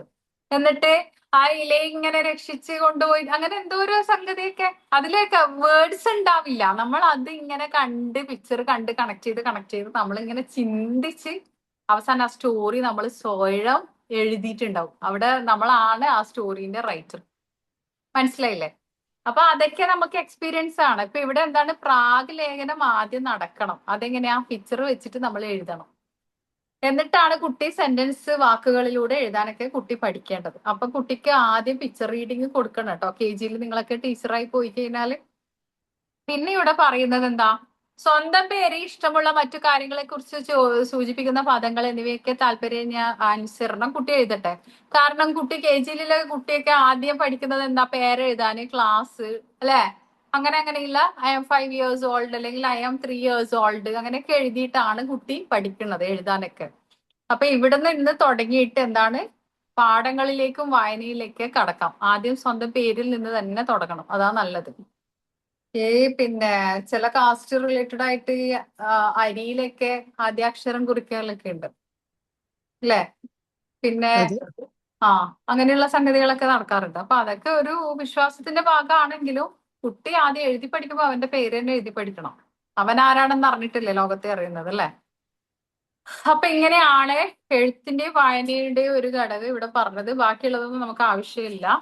പിന്നെ മാത്തമാറ്റിക്കൽ അപ്രോച്ച്, ലേണിംഗ് അപ്രോച്ച് വരുന്നത് പിന്നെ ഒന്നും എടുക്കാം കേട്ടോ. എല്ലാവരും കിട്ടിയോ? ഇവിടെ എന്ന് പറയുന്നത് ഗണിതവുമായി ബന്ധപ്പെട്ട് ലഭിക്കേണ്ട പുതിയ ധാരണകൾ, വിവിധ ആകൃതികൾ തിരിച്ചറിയുക, ഷേപ്സ് ഐഡന്റിഫിക്കേഷൻ ചെയ്യാൻ കുട്ടികൾക്ക് കൊടുക്കണം. നിങ്ങൾ ടീച്ചേഴ്സായി ചെയ്യേണ്ട കാര്യങ്ങളാണ് കേട്ടോ ഇവിടെയൊക്കെ നിങ്ങൾക്ക് പറഞ്ഞു തരുന്നത്. മനസ്സിലായില്ലേ? പിക്ചർ റീഡിങ് ചെയ്യിപ്പിക്കണം കുട്ടികളെ കുറിച്ച്. കുട്ടികൾക്ക് കളികളിലൂടെയുള്ള പഠനം സാധ്യമാക്കണം. പിന്നെ ഇവിടെ ചെയ്യേണ്ടത് പിന്നെ ഇത് മാത്സ് ഒക്കെ റിലേറ്റഡ് ആയിട്ടുള്ള ടീച്ചർ ആവുകയാണെങ്കിൽ നിങ്ങൾ എന്ത് ചെയ്യണം, ആകൃതികൾ, ഷേപ്സ് ഐഡന്റിഫിക്കേഷൻ, വലുത് ചെറുത്, അല്ലേ? ടോള്, ഷോർട്ട്, ബിഗ്, സ്മോള്, ഇതൊക്കെ പഠിപ്പിച്ചു കൊടുക്കണം, അല്ലേ? പിന്നെന്താ കൂടുതലും കുറവും, പിന്നെ അടുത്ത് അകലെ, നിയർ ആൻഡ് ഫാർ, അല്ലേ? പിന്നെന്താ മുന്നിലും പിന്നിലും. അപ്പോ പിന്നെ ഭാരം കൂടിയത് കുറഞ്ഞത്, അല്ലേ? ഇതൊക്കെ പഠിപ്പിച്ചു കൊടുക്കണം. പിന്നെ ഓണും ഓഫും അതും കൂടി പഠിപ്പിച്ചു കൊടുക്കണം കേട്ടോ. അങ്ങനെയുള്ള കാര്യങ്ങളൊക്കെ അതിന് ഓപ്പോസിറ്റ് വരുന്നത്, അങ്ങനെയുള്ള കുറച്ച് കാര്യങ്ങൾ പഠിപ്പിച്ചു കൊടുക്കാം. പിന്നെ ഇങ്ങനെയുള്ള പ്രാഗ് ഗണിത, ഇതൊക്കെ നമ്മൾ പിക്ചറൊക്കെ വെച്ച് ചെയ്യിക്കുകയാണെങ്കിൽ ഇതും പ്രാഗ് ഗണിത വായനയാണ് കേട്ടോ. അവർ 1ാം തരത്തിൽ എത്തുന്നത്, അതായത് അംശങ്ങളുമായാണ് അവര് ഫസ്റ്റ് ഗ്രേഡിൽ, അതായത് 1ാം ക്ലാസ്സിൽ എത്തുന്നത്. ഇവയെ വിവിധ ശേഷികളായി ഉറപ്പിക്കുകയും പടിപടിയായി നമ്മൾ KG കുട്ടികൾക്ക് കൊടുക്കേണ്ട വിദ്യാഭ്യാസം ഇത്രത്തോളമാണ് എന്നുള്ളത് ഈ 6 പോയിന്റിലും ഉണ്ട്. അതായത് മാത്തമാറ്റിക്കൽ അപ്രോച്ച് ഒന്ന് അണ്ടർലൈൻ ചെയ്യാം കേട്ടോ. ആ ഒരു 1 തൊട്ടിട്ട് 6 വരെയുള്ളത്. KG കുട്ടി എന്തൊക്കെ മാത്തമാറ്റിക്കലി പഠിച്ചിരിക്കണം മെയിൻ ആയിട്ട്, അതായത് കൗണ്ടിങ് നമ്പേഴ്സ് അല്ലാതെ എന്തൊക്കെ പഠിച്ചിരിക്കണം എന്നുള്ളതാണ് ഇവിടെ പറയുന്നത്. അപ്പൊ നിങ്ങളൊരു ടീച്ചറൊക്കെ ആയിക്കഴിഞ്ഞാൽ എന്തൊക്കെ കൊടുക്കാം, എന്തൊക്കെ പഠിപ്പിച്ചു കൊടുക്കാം എന്നുള്ള കൺഫ്യൂഷൻ വരുമ്പോൾ നിങ്ങളുടെ ടെക്സ്റ്റ് ബുക്ക് തന്നെ എടുത്ത് നോക്കിയാൽ മതി. അതിലൊക്കെ എല്ലാം ഉണ്ട്. നെക്സ്റ്റ് എന്താണ്? തരംതിരിക്കലുണ്ട്, കൂട്ടങ്ങളാക്കല്, കമ്പാരിസൺ ചെയ്യുക, താരതമ്യം ചെയ്യുക, ഊഹിക്കാം, പിന്നെ അളക്കല്, തിട്ടപ്പെടുത്തല്, ഇതൊക്കെ നടക്കണുണ്ട്. അപ്പൊ ഈ വക സംഗതികളൊക്കെ എങ്ങനെയാണ് മാത്സ് പഠിക്കുമ്പോൾ നടക്കുന്നതാണ് അല്ലെ. വാല്യൂ കാണാം, കൗണ്ടിങ് നമ്പേഴ്സ് കാണാം, പിന്നെ കൂട്ടങ്ങളാക്കാം അല്ലെ. ഒരു സിമിലാരിറ്റി, ഒരുപോലുള്ള സംഗതികൾ മനസ്സിലാക്കിയിട്ട് അതിനെ കൂട്ടങ്ങളാക്കുക, എന്നിട്ട് അത് കൗണ്ടിങ് നമ്പേഴ്സ് കൗണ്ട് ചെയ്തിട്ട് എഴുതുക, ഇതൊക്കെ കൊടുക്കാം ഒരു വർക്കായിട്ട്. പിന്നെ കമ്പാരിസൺ ചെയ്യാം അല്ലെ. അപ്പൊ ഇങ്ങനെ ഗണിതപരമായിട്ടുള്ള ഒരു അപ്രോച്ചാണ് മാത്സ് പഠിപ്പിച്ചു കൊടുക്കുന്നതാണ് മാത്തമാറ്റിക്കൽ ലേണിംഗ് അപ്രോച്ച് എന്ന് പറയുന്നത്. പിന്നെ ഒരു നിശ്ചിത യൂണിറ്റ് സംഖ്യകൾ അവതരിപ്പിക്കുമ്പോൾ തന്നെ, ഉദാഹരണം 1 മുതൽ 10 വരെ, അവയ്ക്കുള്ളിലെ പരസ്പര ബന്ധങ്ങളും ക്രമവും വലിപ്പ ചെറുപ്പവും എല്ലാം മനസ്സിലാക്കാൻ കഴിയും. ഈ നിശ്ചിത സംഖ്യകൾ കൊണ്ടുള്ള ലഘുക്രിയകളും പ്രായോഗിക പ്രശ്നങ്ങളും ചെയ്യാനുള്ള സന്ദർഭം നമ്മൾ ഉണ്ടാക്കി കൊടുക്കണമെന്നാണ് പറയുന്നത്. ഇതിൽ അത്രയൊന്നും ഇല്ല, ഇതിങ്ങനെ ഡീറ്റെയിൽ ആയിട്ട് പറയണമെന്നേ ഉള്ളൂ കേട്ടോ. സോ നമുക്ക് നെക്സ്റ്റ് വരുന്നത് മൂല്യനിർണ്ണയം, ഇവാലുവേഷൻ ആണ്. എന്താണ് ഇവാലുവേഷൻ? കുട്ടി ഒരു വർഷം പഠിച്ചത് അത് എത്രത്തോളം ഉണ്ടെന്ന് അളന്ന് തിട്ടപ്പെടുത്തുന്നതാണ് വാലുവേഷൻ എന്ന് പറയുന്നത് അല്ലെ. കുട്ടിക്ക് എത്രമാത്രം നോളജ് ലഭിച്ചിട്ടുണ്ട്, അതിനുവേണ്ടി നമ്മൾ എന്ത് ചെയ്യും? എക്സാം നടത്തും അല്ലെ. എല്ലാ പോർഷനും ഇൻക്ലൂഡ് ചെയ്തിട്ട് വേണം എക്സാം നടത്താൻ. അധ്യാപിക ഒരുക്കുന്ന ആസൂത്രിതമായ പഠന അനുഭവങ്ങളിലൂടെയാണല്ലോ കുട്ടികൾ വിവിധ ശേഷികൾ നേടുന്നത്. ലേണിംഗ് എക്സ്പീരിയൻസ്, പഠന അനുഭവം മീൻസ് ലേണിംഗ് എക്സ്പീരിയൻസ്. ആ എക്സ്പീരിയൻസിലൂടെയാണ് കുട്ടി എന്താണ് ഏബിൾ ആവുന്നത്. എന്തിന്? കുട്ടി അടുത്ത ക്ലാസ്സിലേക്ക് പോകാൻ ഏബിൾ ആണോ എന്ന് എങ്ങനെയാണ് തിരിച്ചറിയുന്നത്? അനുഭവങ്ങൾ, പഠിക്കുന്ന ആ ഒരു അനുഭവങ്ങളിലൂടെ. മുൻകൂട്ടി നിശ്ചയിക്കപ്പെട്ട ഉദ്ദേശങ്ങളുടെ അടിസ്ഥാനത്തിൽ പഠന പ്രവർത്തനങ്ങൾ ഒരുക്കുന്നതിലൂടെ കുട്ടിയിൽ വരുന്ന മാറ്റങ്ങൾ നടത്തിയ പ്രവർത്തനത്തിന്റെ പരിമിതികൾ, നേട്ടങ്ങൾ എന്നിവ തിട്ടപ്പെടുത്തേണ്ടതുണ്ട്. അപ്പൊ നമ്മൾ എന്താണ്, മൂല്യനിർണ്ണയം നടക്കുന്നു എന്ന് കുട്ടി അറിയേണ്ടതില്ല. കുട്ടിക്ക് അതൊരു മൂല്യനിർണ്ണയമാണെന്ന് അറിയാത്ത വിധത്തിൽ വേണം KG കുട്ടികളൊക്കെ നിങ്ങൾ ഹാൻഡിൽ ചെയ്യാൻ. മനസ്സിലായില്ലേ? അതിൽ ഭയങ്കരമായിട്ട് എക്സാം എന്നുള്ള തലവേദന കൊടുത്തിട്ടില്ല, സിമ്പിൾ ആയിട്ടായിരിക്കും. ഇപ്പോഴത്തെ KG കുട്ടികളുടെ എക്സാം ഒക്കെ നിങ്ങൾ കാണുന്നില്ലേ? വളരെ സിമ്പിളായ രീതിയിൽ ചെയ്യുക കേട്ടോ. അപ്പൊ അതിൽ നിങ്ങൾ അങ്ങനെ ഭയങ്കരമായിട്ട് സെന്റൻസ് എഴുതാനോ അങ്ങനെയൊന്നും KG കുട്ടികൾക്ക് കൊടുത്തിട്ട് കാര്യമില്ല. അവർക്ക് അത് പോസിബിൾ ആയിട്ടുള്ള കാര്യമല്ല. അപ്പൊ അതൊക്കെ ശ്രദ്ധിച്ച് വേണം എക്സാം നടത്താൻ, എന്നിട്ട് മൂല്യനിർണ്ണയം നടത്താൻ. ഓരോ പ്രവർത്തനത്തിന് ശേഷവും അതിലൂടെ ക്ലാസ്സിൽ എത്ര കുട്ടികൾ ഉദ്ദേശിച്ച നിലവാരം കൈവരിച്ചു എന്ന് നമുക്ക് മനസ്സിലാക്കാൻ കഴിയും അല്ലെ. ഇപ്പൊ എന്റെ ക്ലാസ്സിൽ ഒരു 30 കുട്ടികൾ ഉണ്ടെങ്കിൽ ഞാൻ എക്സാം നടത്തി കഴിഞ്ഞാൽ എനിക്ക് മനസ്സിലാവും എത്ര കുട്ടി ക്ലാസ്സിൽ ഇരുന്നിട്ടുണ്ട്, എത്ര കുട്ടി പഠിക്കണുണ്ട് അല്ല, നിലവാരം നമുക്ക് തിരിച്ചറിയാൻ പറ്റും. പിന്നെ എന്താണ്, ഉദ്ദേശിച്ച നിലവാരം നേടുന്നതിന് പ്രയാസം നേരിടുന്ന കുട്ടികൾ അല്ലെ, പഠനത്തിൽ ഇത്തിരി ബുദ്ധിമുട്ടുള്ള കുട്ടികൾ, അപ്പൊ അവർക്ക് നമ്മൾ ഇത്തിരി കൂടി സപ്പോർട്ട് കൊടുക്കാം. നിങ്ങൾ കൊടുക്കില്ല അങ്ങനെ? Yes. യെസ്, കൊടുത്തിരിക്കണം കേട്ടോ. ആ പ്രയാസം അനുഭവപ്പെടാനുള്ള കാരണം, അതായത് ഫാമിലി ബാക്ക്ഗ്രൗണ്ട് ആണോ, സ്കൂളിലുള്ള ഒരു ബാക്ക്ഗ്രൗണ്ടോ അറ്റ്മോസ്ഫിയറും സെറ്റ് ആവാത്തത് കൊണ്ടാണോ, അല്ലെങ്കിൽ അവന് വേറെ എന്തെങ്കിലും പ്രശ്നം കൊണ്ട് പഠിക്കാൻ പറ്റാത്തത് കൊണ്ടാണോ, അതോ ഹൈപ്പർ ആക്റ്റീവ് ആയത് കൊണ്ടാണോ, ലേസി ആയത് കൊണ്ടാണോ? കുട്ടികൾ പലതരത്തിലുണ്ട് കേട്ടോ. അതായത് ഹൈപ്പർ ആക്റ്റീവ് ആയ കുട്ടികളാണ് ഇന്നത്തെ സൊസൈറ്റിയിൽ കൂടുതൽ. ഒരു 5 സെക്കൻഡ്, മിനിറ്റ് എന്ന് പറഞ്ഞാൽ കൂടിപ്പോവും, 5 സെക്കൻഡ് അടങ്ങിയിരിക്കില്ല. അത് അടങ്ങിയിരിക്കണമെങ്കിലോ അവന് താല്പര്യം തോന്നണം. ഭയങ്കര സംഭവം, ഹീറോയിസ് ആണ്. എനിക്ക് താല്പര്യമില്ല എന്നൊക്കെ പറഞ്ഞിട്ടുള്ള ഒരു ഹീറോയിസ് ആണ് അവിടെ കാണുന്നത്. അപ്പൊ ഈ കുട്ടിനെ അടക്കി ഇരുത്താനുള്ള ടിപ്പ് ഞാൻ എപ്പോഴും ചൈൽഡ് സൈക്കോളജിന്റെ ക്ലാസ്സിൽ പറഞ്ഞു കൊടുക്കാറുണ്ട്. എന്താണെന്നറിയോ? ഒന്നുമില്ല, ഈ കുട്ടീനെ ഒന്ന് ലീഡർ അപ്രിഷിയേറ്റ് ചെയ്ത് നോക്കാം. പിന്നെ ലീഡർ ആക്കിയാ മതി. ലീഡർ ആക്കാന്ന് പറഞ്ഞു കഴിഞ്ഞാൽ അവൻ പട്ടിഷോ കളിക്കും. ഇപ്പോഴത്തെ കുട്ടികളുടെ ഭാഷയിൽ പറഞ്ഞ പട്ടിഷോ എന്ന് പറയും. പട്ടിഷോ കളിക്കും. നീ അങ്ങനെ ചെയ്യടാ, ഞാൻ പറയുന്നത് ചെയ്യടാ. ഹീറോയിസ് ആണ് അവൻ അവിടെ ചെയ്യുക. അതുകൊണ്ട് ലീഡർ ആക്കാൻ പാടില്ല, ഒരിക്കലും ചെയ്യാൻ പാടില്ല കേട്ടോ.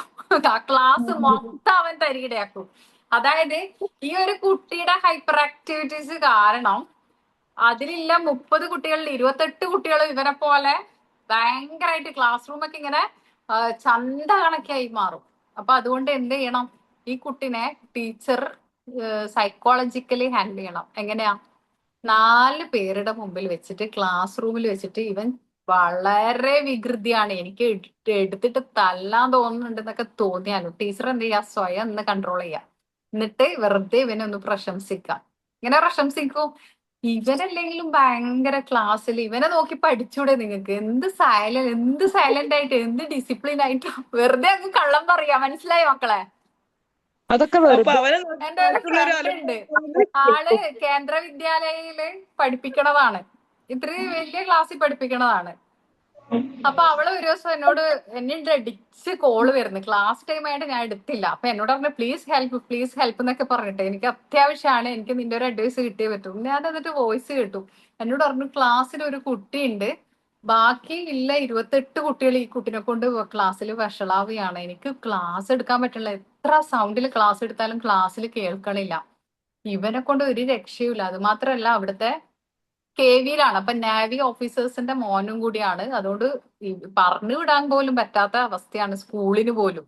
എന്ത് ഞാൻ ചെയ്യും? ഞാൻ പറഞ്ഞു എനിക്ക് നല്ല ദേഷ്യം തോന്നുന്നു. എന്നോട് പറഞ്ഞു പിന്നെ എടുത്തിട്ട് അടിക്കാൻ തോന്നുന്നുണ്ട്, എന്റെ പണി പോകുന്ന കരുതിയിട്ടാണ് എന്നൊക്കെ പറഞ്ഞു. ഞാൻ പറഞ്ഞു ഓക്കെ ബി കൂൾ, നീ ആദ്യം നിന്നെ കൺട്രോൾ ചെയ്യും, എന്നിട്ട് എന്ത് ചെയ്യാന്നറിയോ, വെറുതെ ഒന്ന് പറയാ, വെറുതെ ഇങ്ങനെ പറയാ ഇവനെയൊക്കെ നോക്കി പഠിച്ചോണ്ട്, ഇവന് അത്ര വലിയ പ്രശ്നമൊന്നും ഇല്ലാലോ എന്നൊക്കെ പറഞ്ഞിട്ട് ഒന്ന് വെറുതെ 2-3 കള പറയും. എന്നോട് പറയും പോയി, എന്നെ കൊണ്ടൊന്നും അങ്ങനെ പറ്റില്ല. ഞാൻ വെറുതെ പിന്നെ സഹിച്ചോ, അപ്പൊ നീ ഒന്ന് ഇങ്ങനെ പറഞ്ഞു നോക്കിയേ വെറുതെ. അതായത് ഇവനത് ചെയ്താൽ ശരിയാവും. വെറുതെ എഴുതിയതൊക്കെ ഈ കുട്ടികൾ എഴുതുമ്പോ ഇല്ലേ, ഹാൻഡ് റൈറ്റിംഗ് എപ്പോഴും വഷളായിരിക്കും. നിങ്ങൾ ശ്രദ്ധിക്കണം കേട്ടോ. കാരണം ഒരു ഇഷ്ടമില്ലാതെ ഇങ്ങനെ എഴുതിയിട്ട് ഭയങ്കര എന്തോ വലിയ എവിടെയോ ഇവനെ വലിയ ഉദ്യോഗസ്ഥന് എവിടെയോ പോകാൻ കാത്തിക്കുന്ന പോലെയൊക്കെ എഴുതിയിട്ട് അവിടെ ഇട്ടിട്ട് ഒരു ബുക്കൊക്കെ എടുത്ത് ഒരു ഇറക്കി എറിഞ്ഞിട്ട് ഓടും. മനസ്സിലായില്ലേ? വീട്ടിൽ നിന്നായാലും ഇതായിരിക്കും അവസ്ഥ. പാരന്റ്സ് ഒന്നും ഇരുന്ന് പഠിക്കുന്ന പറഞ്ഞാൽ ഇരുന്ന് പഠിക്കില്ല, സമയമില്ല, ഫുൾ ടൈം തിരക്കാണ്. പക്ഷെ നല്ല ബുദ്ധി ഉണ്ടാവും. നല്ല ബുദ്ധി എന്ന് പറഞ്ഞാൽ നല്ല അടിപൊളി ബുദ്ധി ഉണ്ടാവും. പക്ഷെ ക്ലാസ്സിൽ എല്ലാ എക്സാമിലും 0 വാങ്ങിയിട്ട് വരികയും ചെയ്യും. അതാണ് ഈ കുട്ടികളുടെ മെയിൻ പ്രത്യേകത. സൈക്കോളജിക്കലി ഇവരെ ട്രീറ്റ് ചെയ്യേണ്ടത് എങ്ങനെയാണെന്ന് വെച്ചാൽ ഒന്ന് അപ്രിഷിയേഷൻ കൊടുക്കാം. എങ്ങനെയാണ് കൊടുക്കുക? അതായത് പിന്നെ വെറുതെ നമ്മൾ കള പറയാം. ഇത് തന്നെയാണ്, വെറുതെ കള പറയാം. എങ്ങനെ പറയും? ഇത് തന്നെയാണ്, ഇവൻ ചെയ്തത് പൊട്ടത്തരാണ്, ഇവൻ ചിത്രം വരക്കണം, ഇവന്റെ ഹാൻഡ് റൈറ്റിംഗ് ഒട്ടും പോരാ. ഞാന് മുമ്പ് കേരള എഡ്യൂക്കേഷൻ കൗൺസിലിന്റെ അവിടെ പ്രിൻസിപ്പളായിട്ട് വർക്ക് ചെയ്യുന്ന സമയത്ത് എന്റെ ക്ലാസ്സിൽ ഒരു കുട്ടി ഉണ്ടായിരുന്നു, അർച്ചന പറഞ്ഞിട്ട്. ഇത് റെക്കോർഡഡ് ആണ്, പേര് പറഞ്ഞു. Okay, it's okay, no problem.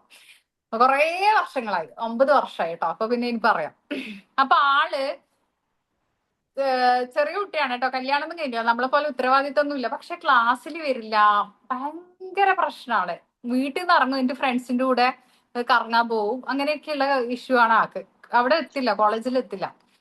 ഒരു ദിവസം ഞാന് നോക്കുമ്പോ അത്യാവശ്യം നല്ല ഹാൻഡ് റൈറ്റിംഗ്, കുഴപ്പമില്ല, ഓക്കെയാണ്, ഇറ്റ്സ് ഓക്കെ, അത്രേ ഉള്ളൂ. ഭയങ്കര അടിപൊളി, വാവ്, വെരി ഗുഡ്, എക്സലന്റ് എന്ന് പറയാൻ മാത്രമൊന്നുമില്ല. പക്ഷെ ഞാൻ വെറുതെ പറഞ്ഞു എന്ത് നല്ല ഹാൻഡ് റൈറ്റിംഗാ, ഇത്ര നന്നായിട്ടാ നോട്ട് എഴുതിയിരിക്കുന്നത്, എന്നിട്ട് നീ എന്തിട്ടാ കംപ്ലീറ്റ് ചെയ്യാതിരുന്നേ? നീ കംപ്ലീറ്റ് ചെയ്തിട്ടുണ്ടെങ്കിൽ എനിക്ക് ഈ നോട്ട് വാങ്ങിയിട്ട് മറ്റു കുട്ടികൾക്ക് ഇത് നോക്കി എഴുതാൻ കൊടുക്കായിരുന്നു. ഇത്രയും നല്ല ഹാൻഡ് റൈറ്റിംഗ്, നല്ല ക്ലിയർ ആയിട്ട് വായിക്കാൻ പറ്റുന്നുണ്ട്, എല്ലാവർക്കും ഇങ്ങനെ ഇത്ര നീറ്റ് അല്ല. ഇതൊക്കെ പറഞ്ഞുതരാം. ആളിങ്ങനെ കിളി പോയ കണക്ക് എന്നെ നോക്കി കുറച്ചു നേരം. അവളിങ്ങനെ നോക്കണുണ്ട്. ഞാൻ പറഞ്ഞു അല്ല, ഒരു ടീച്ചർ അവരുടെ സ്കില്ലിൽ മെയിൻ ആയിട്ട് വരുന്ന ഹാൻഡ് റൈറ്റിംഗ് ഒക്കെ, ആ ഒരു വെടുപ്പും നീറ്റ്നെസ് ഒക്കെ കണ്ടിരുന്നാൽ നമുക്ക് മനസ്സിലാവും. നിനക്ക് നല്ല ടീച്ചിങ് സ്കിൽ ഉണ്ട്, എന്തായാലും നീ കൃത്യമായിട്ട് ക്ലാസ്സിൽ നോട്ട്സ് എഴുതാൻ, എനിക്ക് ഈ നോട്ട്സ് ആവശ്യമുണ്ട്, മറ്റേ ബാച്ചിനും എനിക്ക് വേണം കൊടുക്കാലോ, ഞാൻ നോക്കിയെടുത്തോളം ഇത്രയും നന്നായിട്ട് എഴുതുന്ന ആരുമില്ല. അപ്പൊ ഈ കുട്ടീന്റെ അടുത്തിരിക്കുന്ന ഒരു കുട്ടിയുണ്ട്, അടിപൊളി ഹാൻഡ് റൈറ്റിംഗ് ആണ്, ചിത്രം വരക്കുന്ന പോലെ എഴുതുക. ആ കുട്ടി എന്നെ ഇങ്ങനെ നോക്കുക, ഞാനപ്പൊ ആരാ പൊട്ടരാ? അപ്പൊ ഞാൻ ഇതൊന്നും മൈൻഡ് ചെയ്യണില്ല. എന്നെ സംബന്ധിച്ചിടത്തോളം ഇവളൊന്നും ഓക്കെ ആയി കഴിഞ്ഞാൽ ക്ലാസ്സിലെ മറ്റു കുട്ടികളും കൃത്യമായി വരും. കാരണം ഇവള് ഈ ക്ലാസ്സിലെ കുട്ടികളെയും കൂട്ടിയിട്ടും പോകുന്നുണ്ട് ഇടക്ക്, അതും പ്രശ്നമാണ്. പിന്നീട് അങ്ങോട്ടില്ലേ ഉത്തരവാദിത്തങ്ങൾ എന്നെല്ലാം പറഞ്ഞ എന്റെ മക്കളെ സത്യം എല്ലാ നോട്ട്സ് കറക്റ്റ് മിസ് ചെയ്ത് ഓക്കെ അല്ലേ, എഴുതിയത് ഓക്കെ അല്ലേ, ഞാൻ എല്ലാം ഓക്കെയാണ്, എവറിത്തിങ് ഈസ് ഫൈൻ, അടിപൊളിയായിട്ട് ചെയ്യും. അപ്പൊ ഇത് ഇത്രയേ ഉള്ളൂ, നമുക്ക് ഇഷ്ടമല്ല. ഈവൻ നമ്മള് ഫാമിലിക്കകത്ത് പിന്നെ ഞാൻ സൈക്കോളജിന്റെ ക്ലാസ്സിലേക്ക് എത്തിയല്ലേ, അത് എപ്പോഴും ഏത് ക്ലാസ്സിൽ കയറി കഴിഞ്ഞാൽ അവസാനം സൈക്കോളജിയിലേക്ക് പോകും. ഇതാണ് എന്റെ അവസ്ഥ. അത് നമ്മളെ ഫാമിലിക്കകത്ത് തന്നെ ഒരുപാട് ആൾക്കാരുണ്ടാവും. അപ്പൊ നമുക്ക് ദേഷ്യം പിടിച്ചിട്ട് ഇടറ കൊടുത്തിട്ട് ചുമരിനിട്ട് പറ്റിക്കാനൊക്കെ തോന്നുന്ന ആൾക്കാരൊക്കെ. പക്ഷെ നമ്മൾ എന്ത് ചെയ്യാ, ചിലപ്പോ അവര് ഫുഡ് ഉണ്ടാക്കിയതോ അവര് ചെയ്തതൊക്കെ വളരെ മോശമായിരിക്കും. വെറുതെ ഒന്ന് പൊക്കിക്കും. അമ്മായിയമ്മയൊക്കെ ഇന്ന് ഒരു ദിവസം ചായ ഉണ്ടാക്കി തന്ന വലിയ ടേസ്റ്റ് ഒന്നും ഇല്ല, വെറുതെ ഒന്ന് 4 പേരുടെ മുമ്പിൽ നിന്നിട്ട് പറയാം എന്റെ അമ്മായിയമ്മന്റെ ചായ ഭയങ്കര ടേസ്റ്റ്, ഇവരുടെ ചായ എന്റെ വേറെ ആയിരുന്നു, നാളെ മോളെ ചായ കുടിക്കണില്ലേ വന്ന് കുടിക്കുമ്പോൾ എന്നിട്ട് വിളിക്കും കേട്ടോ. ഇതൊരു ഇതുണ്ട് അവിടെ എന്ന് വെച്ചാൽ അംഗീകരിക്കപ്പെടാനുള്ള മനസ്സ് ഏത് മനുഷ്യരിലും ഉണ്ട്. നിങ്ങൾ ഇഷ്ടപ്പെടുന്നില്ലേ നിങ്ങളെ നല്ലത് പറയാനേ? അതെ തീർച്ചയായും ഒരുപാട് ഇല്ലേ? ഇഷ്ടപ്പെട്ടിട്ടുണ്ട്. അതെ. ഒരുപാട്. അതെ. സൗമ്യക്ക് ഇത്രയും അധികമാണ് കേട്ടോ. പക്ഷേ ഇന്നത്തെ കാലഘട്ടത്തിന്റെ പ്രത്യേകത എന്താണെന്ന് അറിയോ, പണ്ട് കാലങ്ങളിലേക്കാൾ കൂടുതലാണ് ഇപ്പൊ അത്. ആരും അപ്രിഷിയേറ്റ് ചെയ്യില്ല. എല്ലാരും ഭയങ്കര പിശുക്കന്മാരാണ്. പരസ്പരം അംഗീകരിച്ചു കൊടുക്കാം, ഭയങ്കര പിശുക്കാണ്. അപ്പൊ ഇതുകൊണ്ട് തന്നെ എന്താണെന്ന് അറിയാം, ഇഷ്യൂസ് കൂടുതലാണ്. ഒരുപാട് ഇഷ്യൂസ് കൂടുതലാണ്. അപ്പൊ നമ്മൾ എന്ത് ചെയ്യാ, വെറുതെ കണ്ണടച്ചിട്ട് ഇഷ്ടമില്ലാത്ത അവരോട് നല്ലത് പറയാം, അതും അവര് കേൾക്കുക, മറ്റുള്ളവരുടെ മുമ്പിൽ വെച്ചിട്ട് അവരെ അംഗീകരിച്ചു കൊടുക്കാം. അപ്പൊ ഭയങ്കര ആടെ പ്രശ്നം കംപ്ലീറ്റ് സോൾവ് ആവും. ഇത് തന്നെയാണ് ഈ ഹൈപ്പർ ആക്റ്റീവായ സൈക്കോളജി കൺസൾട്ട് ഈ ഹൈപ്പർ ആക്റ്റീവായ കുട്ടീന്റെ കാര്യത്തിൽ നമ്മൾ എന്ത് ചെയ്യാ, ഇങ്ങനെ ഒരു സംഗതി നമ്മൾ ട്രൈ ചെയ്ത് നോക്കാം. എന്ത് ചെയ്യാ, ഇവൻ ചെയ്താൽ ശരിയാവും, അത് നീ ചെയ്താൽ മതിയിടാ, നീ അവിടെ ഇരുന്നിട്ട് ചെയ്തിട്ട് ഒന്ന് കാണിച്ചു കൊടുത്ത എല്ലാവർക്കും, ദൈവം ചെയ്യുന്ന നോക്കിയാ എന്നൊക്കെ പറയുമ്പോ എന്ത് ചെയ്യാ, ഇവനിക്ക് ഒരു സംഭവം വരും, ഞാനൊരു മാതൃകാ പുരുഷനാണ്, ഞാൻ അങ്ങനെ ചെയ്യാൻ പാടില്ല. അവൻ ആരായി പോയി, ശരിക്കും അവനെ നമ്മൾ പൊട്ടനാക്കി എടുത്തിട്ട് നന്നാക്കിയാണ് പറ്റിച്ച് നന്നാക്കാന്ന് പറയില്ലേ, അതാണ് അവിടെ നടക്കുന്നത്. അപ്പൊ ഇവളോട് ഞാൻ പറഞ്ഞു, എടാ പിന്നെ നീ ഇത് ഇന്ന് പിന്നെ ചെയ്ത് നോക്കിയേ, ഇങ്ങനെ ഒന്ന് ഇടാ, അൻസില നീ അൻസിന്നാന്ന് വിളിക്കാറ് അവളെ. ഞാൻ പറഞ്ഞു അൻസി നീ ഇങ്ങനെ ഒന്ന് ട്രൈ ചെയ്ത് നോക്ക് പ്ലീസ്. അപ്പൊ എന്നോട് പറഞ്ഞു നീ പോയി, എനിക്കെല്ലാം തന്നെ അവനെ എടുത്തിട്ട് ഇടറും കൊടുക്കാന്ന് തോന്നുന്നു, ഇന്ന് ഓൾറെഡി മീറ്റിംഗ് ഒക്കെ കഴിഞ്ഞിട്ട് എനിക്ക് എന്താ വേണ്ട, എന്റെ ക്ലാസ്സിനെ കുറിച്ച് ഭയങ്കര ഒച്ചപ്പാട് ഡിസിപ്ലിൻ ഇല്ലാത്ത ക്ലാസ് എന്നൊക്കെ വന്നിട്ടുണ്ട്, എനിക്ക് വയ്യ. ഞാൻ പറഞ്ഞു നീ നിന്റെ ഇമോഷൻസ് ആദ്യം കൺട്രോൾ ചെയ്യുക, എന്നിട്ട് അവനെ ഒന്ന് ക്ലാസ് ഒന്ന് നന്നായിട്ട് ട്രീറ്റ് ചെയ്തിട്ട് വാ, കുറച്ച് കളവൊക്കെ പറഞ്ഞിട്ട് വാന്ന് പറഞ്ഞു. 2-3 ദിവസം കഴിഞ്ഞിട്ട് എന്നോട് പറഞ്ഞു കൊറേ ലവും കിസ്സൊക്കെ ഉണ്ട് വാട്സപ്പിൽ വന്നിട്ട്. എന്നോട് പറഞ്ഞു മിസ്ര എന്റെ ക്ലാസ് സക്സസ് ആയി, ഇപ്പൊ എല്ലാ കുട്ടികളും നന്നായി, ഇപ്പൊ ഇന്ന് ടീച്ചറൊക്കെ വിളിച്ച് എന്നോട് ചോദിക്കാം നീ എന്താ ചെയ്തത്, ഇപ്പൊ എന്താ സംഭവിച്ചത് എന്നൊക്കെ ചോദിക്കാം. ഭയങ്കര അടിപൊളിയായിട്ടുണ്ട് ക്ലാസ്, എല്ലാ കുട്ടികളും നല്ല നീറ്റ് ആൻഡ് പെർഫെക്റ്റ് ആയിട്ട്. ഞാനിപ്പോ അവന് വെറുതെ നീ ഒന്ന് കാണിച്ചു കൊടുത്തേന്നൊക്കെ നീ പറഞ്ഞ പോലെ ചെയ്ത് ഇപ്പൊ അവന് ആകെ ഒന്നും ചെയ്യാൻ പറ്റാത്ത അവസ്ഥയായിട്ട് പാവം തോന്നുന്നുണ്ട് ഇപ്പൊ എനിക്ക് അവനോട്. 2 ദിവസം കൊണ്ട് അവൻ മൊത്തം എനർജിയും പോയിട്ട് ഒരു പാവമായതുപോലെ. ഞാൻ പറയും ഇതൊക്കെ ഇത്രയേ ഉള്ളൂ, ഇതൊക്കെ ഇത്രയേ ഉള്ളൂ, നമ്മൾ ഇങ്ങനെ ചെയ്യാട്ടോ. എന്റെ മിസ്സേ, ഇങ്ങനെയുള്ള കുട്ടികള് ഇത് മിസ്സിന് മാത്രമേ കഴിയുള്ളൂ. അല്ല എല്ലാവർക്കും പറ്റും, ചിലപ്പോ എനിക്ക് പറ്റില്ല. നിങ്ങൾ ഈ കാണുന്ന ഞാനെന്നല്ല, ഞാൻ ദേഷ്യം വന്നതിനല്ലേ എന്റെ വീടെടുത്ത് പറപ്പിക്കും, നിങ്ങൾക്ക് അറിയാം. ഈ മിസ്സാണോ നമുക്ക് ക്ലാസ് 2 തരുന്നത്? ദിവസം മുമ്പ് വരെ എന്റെ ഉപ്പ പറഞ്ഞിട്ടുണ്ട്, എന്റെ ഗ്രാൻഡ് ഫാദർ, അതായത് എന്റെ ഉപ്പാന്റെ ഉപ്പ സഖാവാണ്. അപ്പോ ഭയങ്കര ശബ്ദത്തില് 2 തെറിയൊക്കെ വിളിച്ച് ഭയങ്കര ശബ്ദത്തില് ഈ ആൾക്കാരെ പറപ്പിക്കും അത്ര. ആ ശബ്ദം കേട്ടിട്ട് പറഞ്ഞിട്ട് ആൾക്കാർ പേടിച്ചോടെ പിന്നെ ആ ഭാഗത്തേക്ക് വരില്ല. അപ്പൊ ഇതിനു മുമ്പ് എന്തോ കുറച്ച് ദിവസം മുമ്പ് എന്റെ ഒരു ഇതില് കണ്ടിട്ട് തന്നെ പറഞ്ഞു, നിനക്ക് ശരിക്ക് നമ്മൾ ആർക്കും മക്കൾക്കല്ല കിട്ടിയത്, നിനക്കാ കിട്ടിയത് ആ സ്വഭാവം, നീ പറപ്പിക്കും 2 ചീത്തയും 2 സൗണ്ടും എടുത്തിട്ട്. ആ സ്വഭാവമില്ല ഞാനാ നിങ്ങളെ മുമ്പിൽ ഇത്രയും പാവായിട്ട് ഇരിക്കുന്നതെന്ന് ഒന്ന് മനസ്സിലാക്കട്ടോ.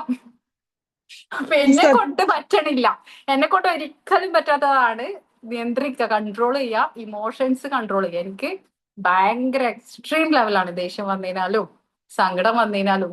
പിന്നെ സ്ട്രൈറ്റ് ഫോർവേഡ് ആണ്. ഇപ്പൊ നോക്കിയിട്ട് ഒരാളോട് തെറ്റ് കണ്ടതിനാൽ അത് മുഖത്ത് പോയിട്ട് നിങ്ങൾ ആ ചെയ്ത തെറ്റാണത്, നിങ്ങൾ തിരുത്തിയേ പറ്റുമെന്ന് മുഖത്ത് നോക്കിയിട്ട് പറയുകയും ചെയ്യും.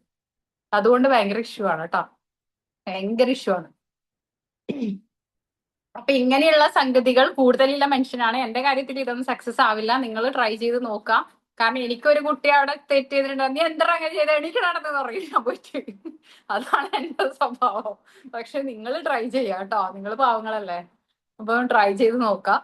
എന്നിട്ടോ എന്നിട്ട് ഇതേപോലെ വെറുതെ പറയാ ഇവൻ ചെയ്ത് നോക്കി ഇതുപോലെ നോക്കിട്ട് ചെയ്യണം കേട്ടോ, ഇത് അടിപൊളി എന്നൊക്കെ പറയാ. ഇവനാകെ അവിടെ ഭയങ്കര സംഭവമായിട്ട് ഇവനിക്ക് ഫീൽ ചെയ്യുമ്പോ എന്തായി, ഇവനാകെ എഴുന്നേറ്റ് പോവാനും അടുത്ത കുട്ടീന്റെ കോമ്പസ് എടുത്തിട്ട് ഒന്ന് കുത്താനും പെൻസിൽ എടുത്തിട്ട് വെറുതെ ബുക്കിൽ വരച്ചു കൂട്ടാനൊക്കെ തോന്നി ഇവൻ ഭയങ്കര ഡിസിപ്ലിനും ഭയങ്കര നീറ്റ് ആൻഡ് പെർഫെക്റ്റ് ആയിട്ട് വരും.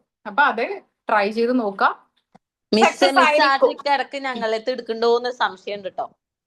ഞങ്ങൾ ഇടക്കിടക്ക് നല്ല കുട്ടികളാണെന്നൊക്കെ പറഞ്ഞിട്ട് ഒരു പൊക്കലുണ്ട്. ഇത് വണ്ടി കൊടുത്ത് അടി വാങ്ങാന്ന് പറയുന്നല്ല നിങ്ങളോട്. സത്യം പറഞ്ഞ നിങ്ങളോട് സത്യസന്ധമായിട്ട് പറയാം, എനിക്കങ്ങനെ പറയാൻ അറിയില്ല. ദേഷ്യം പിടിച്ച ഞാൻ ദേഷ്യത്തിൽ തന്നെ പറയാം കേട്ടോ, അതൊന്നുമില്ല. കുറച്ചു ദിവസം മുമ്പ് പ്രാക്ടിക്കൽ എക്സാമിന് ഒരു കുട്ടിനെ വിളിച്ച് ആ കുട്ടി എന്നോട് പറയാ എനിക്ക് കുറച്ച് കഴിഞ്ഞിട്ട് ഞാൻ എടുക്കാം കേട്ടോ എന്നൊക്കെ പറഞ്ഞത് എനിക്ക് ദേഷ്യം വന്നു. ഞാൻ പറഞ്ഞു എക്സാമിന് മാർക്ക് വേണമെങ്കിൽ ഇനി എന്നെ ഇങ്ങോട്ട് വിളിച്ചാൽ ഞാൻ എക്സാം നടത്തും, ഓക്കെ എന്ന് പറഞ്ഞിട്ട് ഞാൻ പോയി. എനിക്ക് ദേഷ്യം വരും. അപ്പൊ കണ്ടാ പറയൂല, അത് കണ്ടാ പറയില്ല, പക്ഷെ ദേഷ്യം വരും. നിയന്ത്രിക്കാൻ ഭയങ്കര പാടാണ് മക്കളെ. അത് ഒന്നാമത് എന്താ അറിയോ, മനസ്സിലങ്ങനെയൊന്നുമില്ല. മനസ്സ് ഭയങ്കര ഓപ്പൺ ആണ്, തുറന്ന പുസ്തകമാണ്. എവിടെ എന്തും ഇങ്ങനെ ഓപ്പൺ ആയിട്ട് സ്ട്രൈറ്റ് ആയിട്ട് പറയും. എനിക്കങ്ങനെ മറ്റുള്ളവരെ ഒളിപ്പിച്ചിട്ടോ അല്ലെങ്കിൽ പേടിച്ചിട്ടോ ഞാനൊന്നും ഹൈഡ് ചെയ്തിട്ടൊന്നും ജീവിക്കാറില്ല.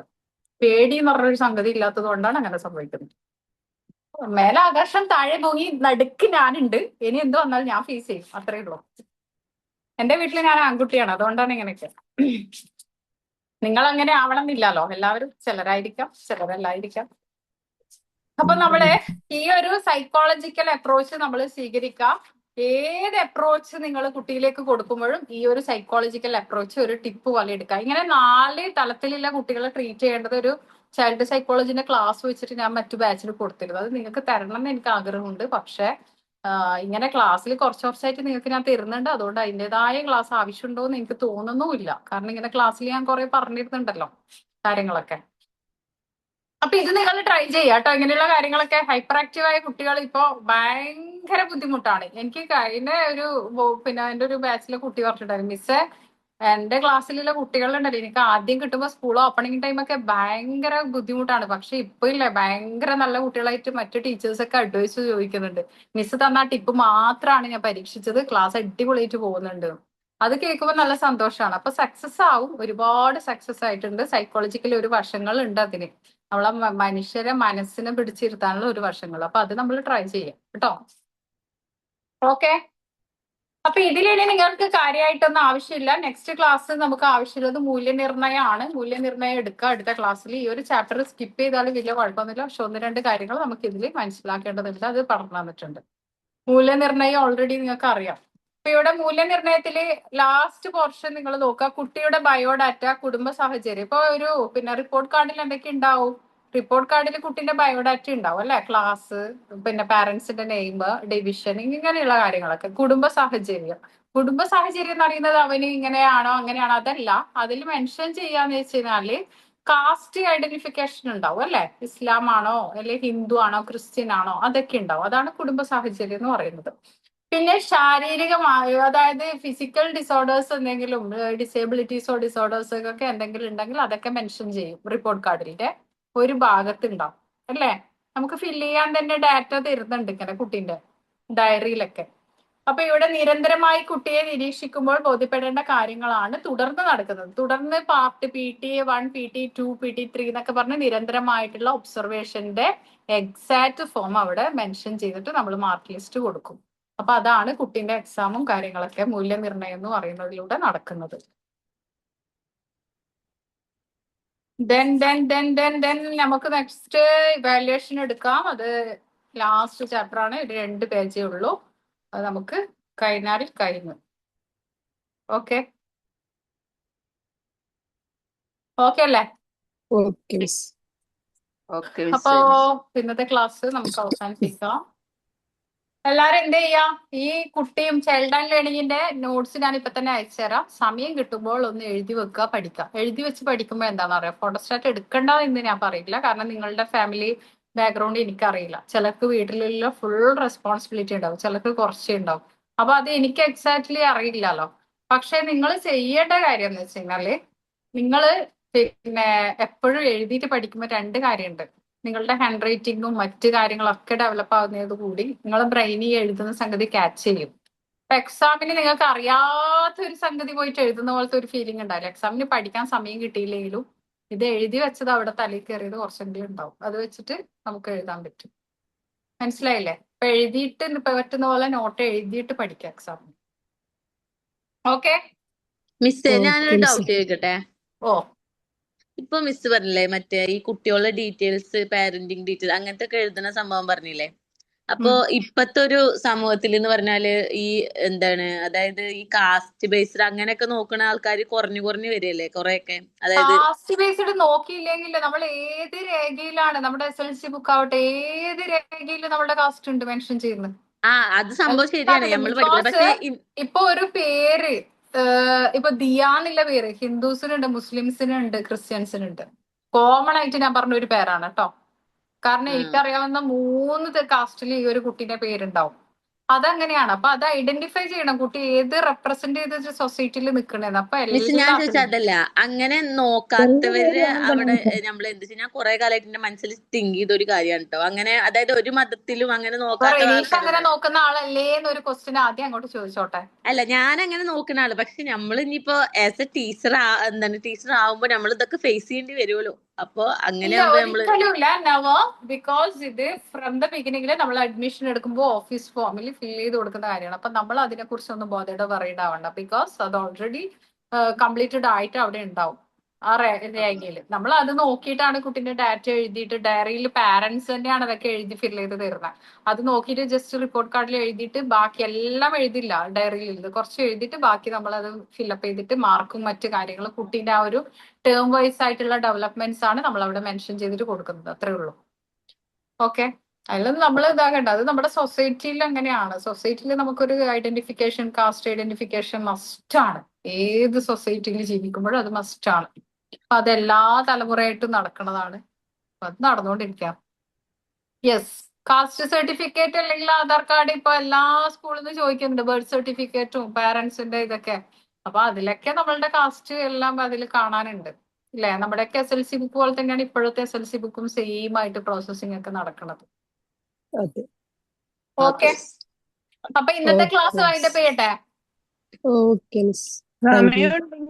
മിസ് ഇനി പ്രസന്റേഷൻ സെക്ഷൻ വരുന്നില്ല. പ്രസന്റേഷൻ സെക്ഷനിൽ ഇനി ആരാണ് ബാക്കിയുള്ള ആള്? ആരൊക്കെ ഉണ്ട് തോന്നുന്നു, 2-3 നോക്കാം. പേര്. ഇനി നമുക്കൊരു 2 പേജിലെ ചാപ്റ്റർ കൂടി ഉള്ളൂ. പിന്നെ ഞാൻ നിങ്ങൾക്ക് എല്ലാം കൂടി ഒരു റിവിഷൻ പോലെ കുറച്ച് കീ നോട്ട്സും പോയിന്റ്സ് ഒക്കെ പറഞ്ഞുതരും. എന്നിട്ട് പിന്നെ നമുക്ക് എക്സാമിന് പ്രിപ്പയർ ആയി. വലിയ പ്രൈമറിക്ക് അത്രയൊന്നും ഇല്ലടോ, സിമ്പിൾ ആയിട്ട് പഠിക്കാൻ പറ്റിയ ഒരു ഇതാണ്. പക്ഷെ മറ്റു സബ്ജക്റ്റിനെ വെച്ച് നോക്കുമ്പോൾ മെയിൻ ആയിട്ടുള്ള സബ്ജക്റ്റ് ആണ്, കുറച്ചുണ്ട്, അത്രേ ഉള്ളൂ. പിന്നെ നമുക്ക് വേണമെങ്കിൽ അടുത്ത ക്ലാസ് പ്രസന്റേഷൻ സെക്ഷൻ വെക്കാം. എല്ലാവരും ബാക്കിയുള്ളവർ ഞാൻ ചെയ്യുമെന്ന് ഉറപ്പുണ്ടെങ്കിൽ മാത്രം ആ ടൈം ഞാൻ അതിനു വേണ്ടി മാറ്റി വെക്കും. ഓക്കെ ആണോ? ഓക്കെ. എടുക്കാനുള്ളവര് പറയണ്ടേ. ടോപ്പിക് മിസ് ഒന്ന് പറഞ്ഞായിരുന്നല്ലോ ടോപ്പിക് എന്നാലും. ടോപ്പിക് വെച്ചിട്ട് ഇനി ക്ലാസ് എടുക്കാൻ റെഡി ആണെങ്കിൽ ടോപ്പിക് വെച്ചിട്ട് നിങ്ങൾ റെഡി ആവാം. പക്ഷെ നിങ്ങൾ റെഡി ആക്കി ഇനി ക്ലാസ് കഴിഞ്ഞിട്ട് ആര് വരും? ഞാനിത് ചോദിച്ച് 15 മിനിറ്റ് അങ്ങനെ മിസ് പോയി. ഒരു സാമ്പിൾ കാണിച്ചു തരാന്ന് പറഞ്ഞായിരുന്നു ടോപ്പിക് എടുക്കുന്നതിന്റെ. ടോപ്പിക് എടുക്കുന്നതിന്റെ സാമ്പിൾ ഞാൻ കാണിച്ചു തരാം. ഇപ്പൊ ഏതായാലും ഒരു സമയത്തിന്റെ പ്രശ്നമുണ്ട്. കാരണം നമ്മുടെ പോർഷൻ കംപ്ലീറ്റ് ചെയ്യാനുണ്ട് മെയിൻ ആയിട്ട്. മിസ് ഞങ്ങള് വർക്ക്സ് ഒക്കെ അയക്കുന്നുണ്ട് കേട്ടോ, മിസ് നോക്കണില്ല. ഞാൻ കൊറേ കുട്ടികളുടെ വർക്ക് നോക്കിയിട്ടുണ്ടല്ലോ. എന്റെ നോക്കിയിട്ടില്ല കേട്ടോ. ഇപ്പൊ ഇനി ഒരു എന്തെങ്കിലും അടയാളം തന്നാ മതി കേട്ടോ. എനിക്ക് പ്രതീക്ഷയുണ്ട്, അതുകൊണ്ട് എനിക്ക് പരാതിയില്ല. പ്രതീക്ഷയുണ്ട്. ഫബിതക്കൊക്കെ സ്റ്റാർ ഒക്കെ കിട്ടിയിട്ടുണ്ട്. ഞാനിത് നോക്കിക്കഴിഞ്ഞാൽ സ്റ്റാർ ഏത് സമയത്ത് നോക്കിക്കഴിഞ്ഞാലും നിങ്ങൾ ആ സ്റ്റാറിൽ ഇങ്ങനെ പോയിന്റ് മാർക്ക് ചെയ്ത് പോകും. അപ്പൊ നിങ്ങൾ ആ ഒരു ഇന്റർണൽ മാർക്കൊക്കെ വരുമ്പോൾ നല്ല മാർക്കിലേക്ക് ആഡ് ചെയ്യും. അതുകൊണ്ട് നല്ല നീറ്റ് ആൻഡ് പെർഫെക്റ്റ് ആയിട്ടാണ് ഈ ഒരു ബാച്ചിന്റെ കാര്യത്തിൽ. അതാണ് അറിയാനുള്ളത്. നിങ്ങളെ ബാച്ച് എന്ന് പറയുന്നത് നല്ല പെർഫെക്ഷൻ ഉള്ള വർക്കാണ് എല്ലാവർക്കും. ഒരു കുട്ടീന്റെ അതിന് തെറ്റ് പറയാൻ ബാക്കിയാണോ മാം? ഇനിയിപ്പൊ എന്ത് പറയുമ്പോ ഞാൻ പറഞ്ഞു കേണിഞ്ഞു. അങ്ങനെയല്ല കേട്ടോ, സത്യം പറഞ്ഞതാണ്. വളരെ സത്യസന്ധമായിട്ട് പറഞ്ഞു. ഞാൻ പറഞ്ഞില്ല എനിക്കതൊന്നും വർക്ക്ഔട്ട് ആവില്ല. അത് ഞാൻ വളരെ സത്യസന്ധമായിട്ട് പറയാം. നിങ്ങളുടെ ബാച്ചിന്റെ വർക്ക് എന്ന് പറയുന്നത് നീറ്റ് ആൻഡ് പെർഫെക്റ്റ് ആൻഡ് അടിപൊളി എന്നൊക്കെ, എക്സലന്റ് എന്നൊക്കെ പറയുന്നതാണ്. കാരണം ഞാൻ ഏതെങ്കിലും ഒരു കുട്ടിക്ക് 2 സ്റ്റാറിലേക്ക് അല്ലെങ്കിൽ അങ്ങനെ ചിന്തിച്ചാലും എല്ലാവരും നല്ല ഒന്നിനൊന്ന് മെച്ചായിട്ട് വർക്ക് ചെയ്യുന്നുണ്ട്. പിന്നെ കാരണം ഞങ്ങൾ ഞാൻ ചർച്ചയുണ്ട് മാം, എത്ര സ്റ്റാർ കിട്ടിന്നൊക്കെ ഇങ്ങനെ ചർച്ച വരും ഞങ്ങക്ക് അങ്ങനെയൊക്കെ നടക്കണുണ്ടല്ലേ, ഇപ്പൊ അതൊക്കെ ശ്രദ്ധിക്കണം. മിസ് ഗ്രൂപ്പില്. ഇന്നലെ നൈറ്റില് അയച്ചതൊക്കെ ഒന്ന് നോക്കിയിട്ട് സ്റ്റാർ ഇട്ടിട്ടോ. ഓ മിസ് അതിന് നോക്കട്ടെ, ഒരു ബ്ലൂടിക്ക് വീണോ അല്ല ബ്ലൂടിക്ക് ഒരു വീണോന്ന് മൂന്നാലെണ്ണത്തിന് നോക്കും. സ്റ്റാർ ഇടാൻ ബാക്കിയുണ്ട്. അതും കൂടെ അങ്ങനെയൊന്നുമില്ല, വെച്ചാൽ എനിക്കൊരു സ്റ്റാർ എന്നല്ല മെയിൻ, കൃതാർത്ഥിയായിരുന്നു ഞാൻ. എന്തേലും റിപ്ലൈ തന്നാ മതി എന്നുള്ളൂ. സ്റ്റാർ ഇതെന്താ നിങ്ങള് പറയിപ്പിക്കല്ലോ, LKG കുട്ടികളോ സ്റ്റാറിനെ ഇട്ടിയോ? സ്റ്റാർ കൊടുക്കേണ്ട കുട്ടികളായി പറയുന്നത്. അതാണ് സ്റ്റാർ കൊടുക്കേണ്ട കുട്ടികളാണ് നമ്മള്. പക്ഷെ രസാണ്, നമ്മളെപ്പോഴാ ചൈൽഡിഷ് ആയിട്ട് തന്നെ ജീവിക്കുക, കുട്ടിത്തം കൈവിടരുത് അല്ലേ? നല്ല രസമല്ലേ അതെ ലൈഫ്? അങ്ങനെയൊക്കെ തന്നെ പോകണം. നല്ല രസം. നിങ്ങളോട് എനിക്ക് വർക്ക് സംസാരിക്കുമ്പോൾ അത് തീരുന്നതിന് ഫീൽ ചെയ്യുന്നുണ്ട്, ആ ഒരു കുട്ടിത്തമുള്ള കുട്ടികളായിട്ട്. പക്ഷെ രസാണ് അത്. പക്ഷെ മിസ്സിന്റെ മുന്നിലല്ലേ നമുക്ക് കുട്ടികളാവാൻ പറ്റുന്നുള്ളൂ. മിസ്സേ ആ കഴിയാന്ന് പറയുമ്പോ ഒരു ഞാൻ ആരുടെ സങ്കടം. മുമ്പിലാവാ? അത് ഞാനെപ്പോഴും ചിന്തിക്കണേ. മിസ്സേ ക്ലാസ് കഴിയാന്ന് പറയുമ്പോ ഒരു വിഷമമുണ്ട്. ഇപ്പൊ എന്ത് സംസാരിക്കാനും ചാറ്റ് ചെയ്യാനും കുറെ ആൾക്കാരുള്ള പോലെ, ഇതൊക്കെ അതെ കഴിഞ്ഞാ അതെ ഒന്നും ക്ലാസ് ഉണ്ടാവുന്ന പോലെ. കഴിയുമ്പോ മാത്രല്ലേ, ചില കുട്ടികളെ ഇപ്പൊ എക്സാമിന് വേണ്ടി വിളിക്കുമ്പോഴാണ് കുറെ ഒരു 2 months ബ്രേക്ക് എടുത്തിട്ട് സെപ്റ്റംബറിൽ അവർ എക്സാം ചെയ്യുന്നത്. അപ്പൊ കുറച്ച് ബ്രേക്ക് എടുത്തിട്ട് അവരെ കാണുന്നത്. ആ കുട്ടികളെ ആക്ച്വലി എക്സാമിന് വിളിച്ചതിന് എക്സാമിന്റെ കാര്യം എന്നല്ല പറയാം, മിസ്സേന്ന് വിളിച്ചിട്ട് ഒരു ഇതുണ്ട്. കുറെ ദിവസം കഴിഞ്ഞിട്ട് കാണുകയല്ലേ എന്നെ. അപ്പൊ ഇല്ല അതെ ആ ഒരു ഇത് അത് കാണുമ്പോ തന്നെ എനിക്ക് ഇത്തിരി സങ്കടം വരും. കാരണം കുറെ ദിവസം കഴിഞ്ഞിട്ട് കാണുമ്പോ ഇല്ല ഒരു എക്സൈറ്റ്മെന്റും സങ്കടവും സന്തോഷമൊക്കെ ചേർന്നിട്ട് കിസ്സൊക്കെ തരും ചില കുട്ടികള്. അപ്പൊ അതൊരു എന്താ പറയാ, ഭയങ്കര ബ്ലെസ്സിങ്, എന്റെ ഹാപ്പിനെസ് തരുന്ന ഒരു സംഗതിയാണ്. മിസ്സേ ഷാനത് അപ്പൊ തന്നെ കരയണു, കഴിയണ ഞങ്ങക്ക് അയ്യോ, നല്ല വിഷമമുണ്ട് മാം. എല്ലാവർക്കും വിഷമം ഉണ്ടാവും. അത് നല്ല ലാസ്റ്റ് ടൈം ആകുമ്പോ രസമാണ് ഭയങ്കര സീനാണ്. ഓക്കേടാ, അപ്പൊ ഞാൻ ഞങ്ങക്ക് പോവാണ്. ഈ എനിക്കൊരു ഫാമിലി. 2 കുട്ടീനെ കൂടി വിളിച്ചിട്ട് വേണം മാർക്ക് ലിസ്റ്റ് ഒന്ന് സബ്മിറ്റ് ചെയ്യാന്. അപ്പൊ ഞാൻ എന്റെ വഴിക്ക് പോയിക്കോട്ടെ. Okay okay bye. Okay miss. Okay okay ma'am, bye. Thank you so അടുത്ത മച്ച്. ക്ലാസ്സിൽ ബൈ കാണാം മിസ്. കേട്ടോ. Good night, bye bye. Good bye. Night. Thank you bye, miss. Good night.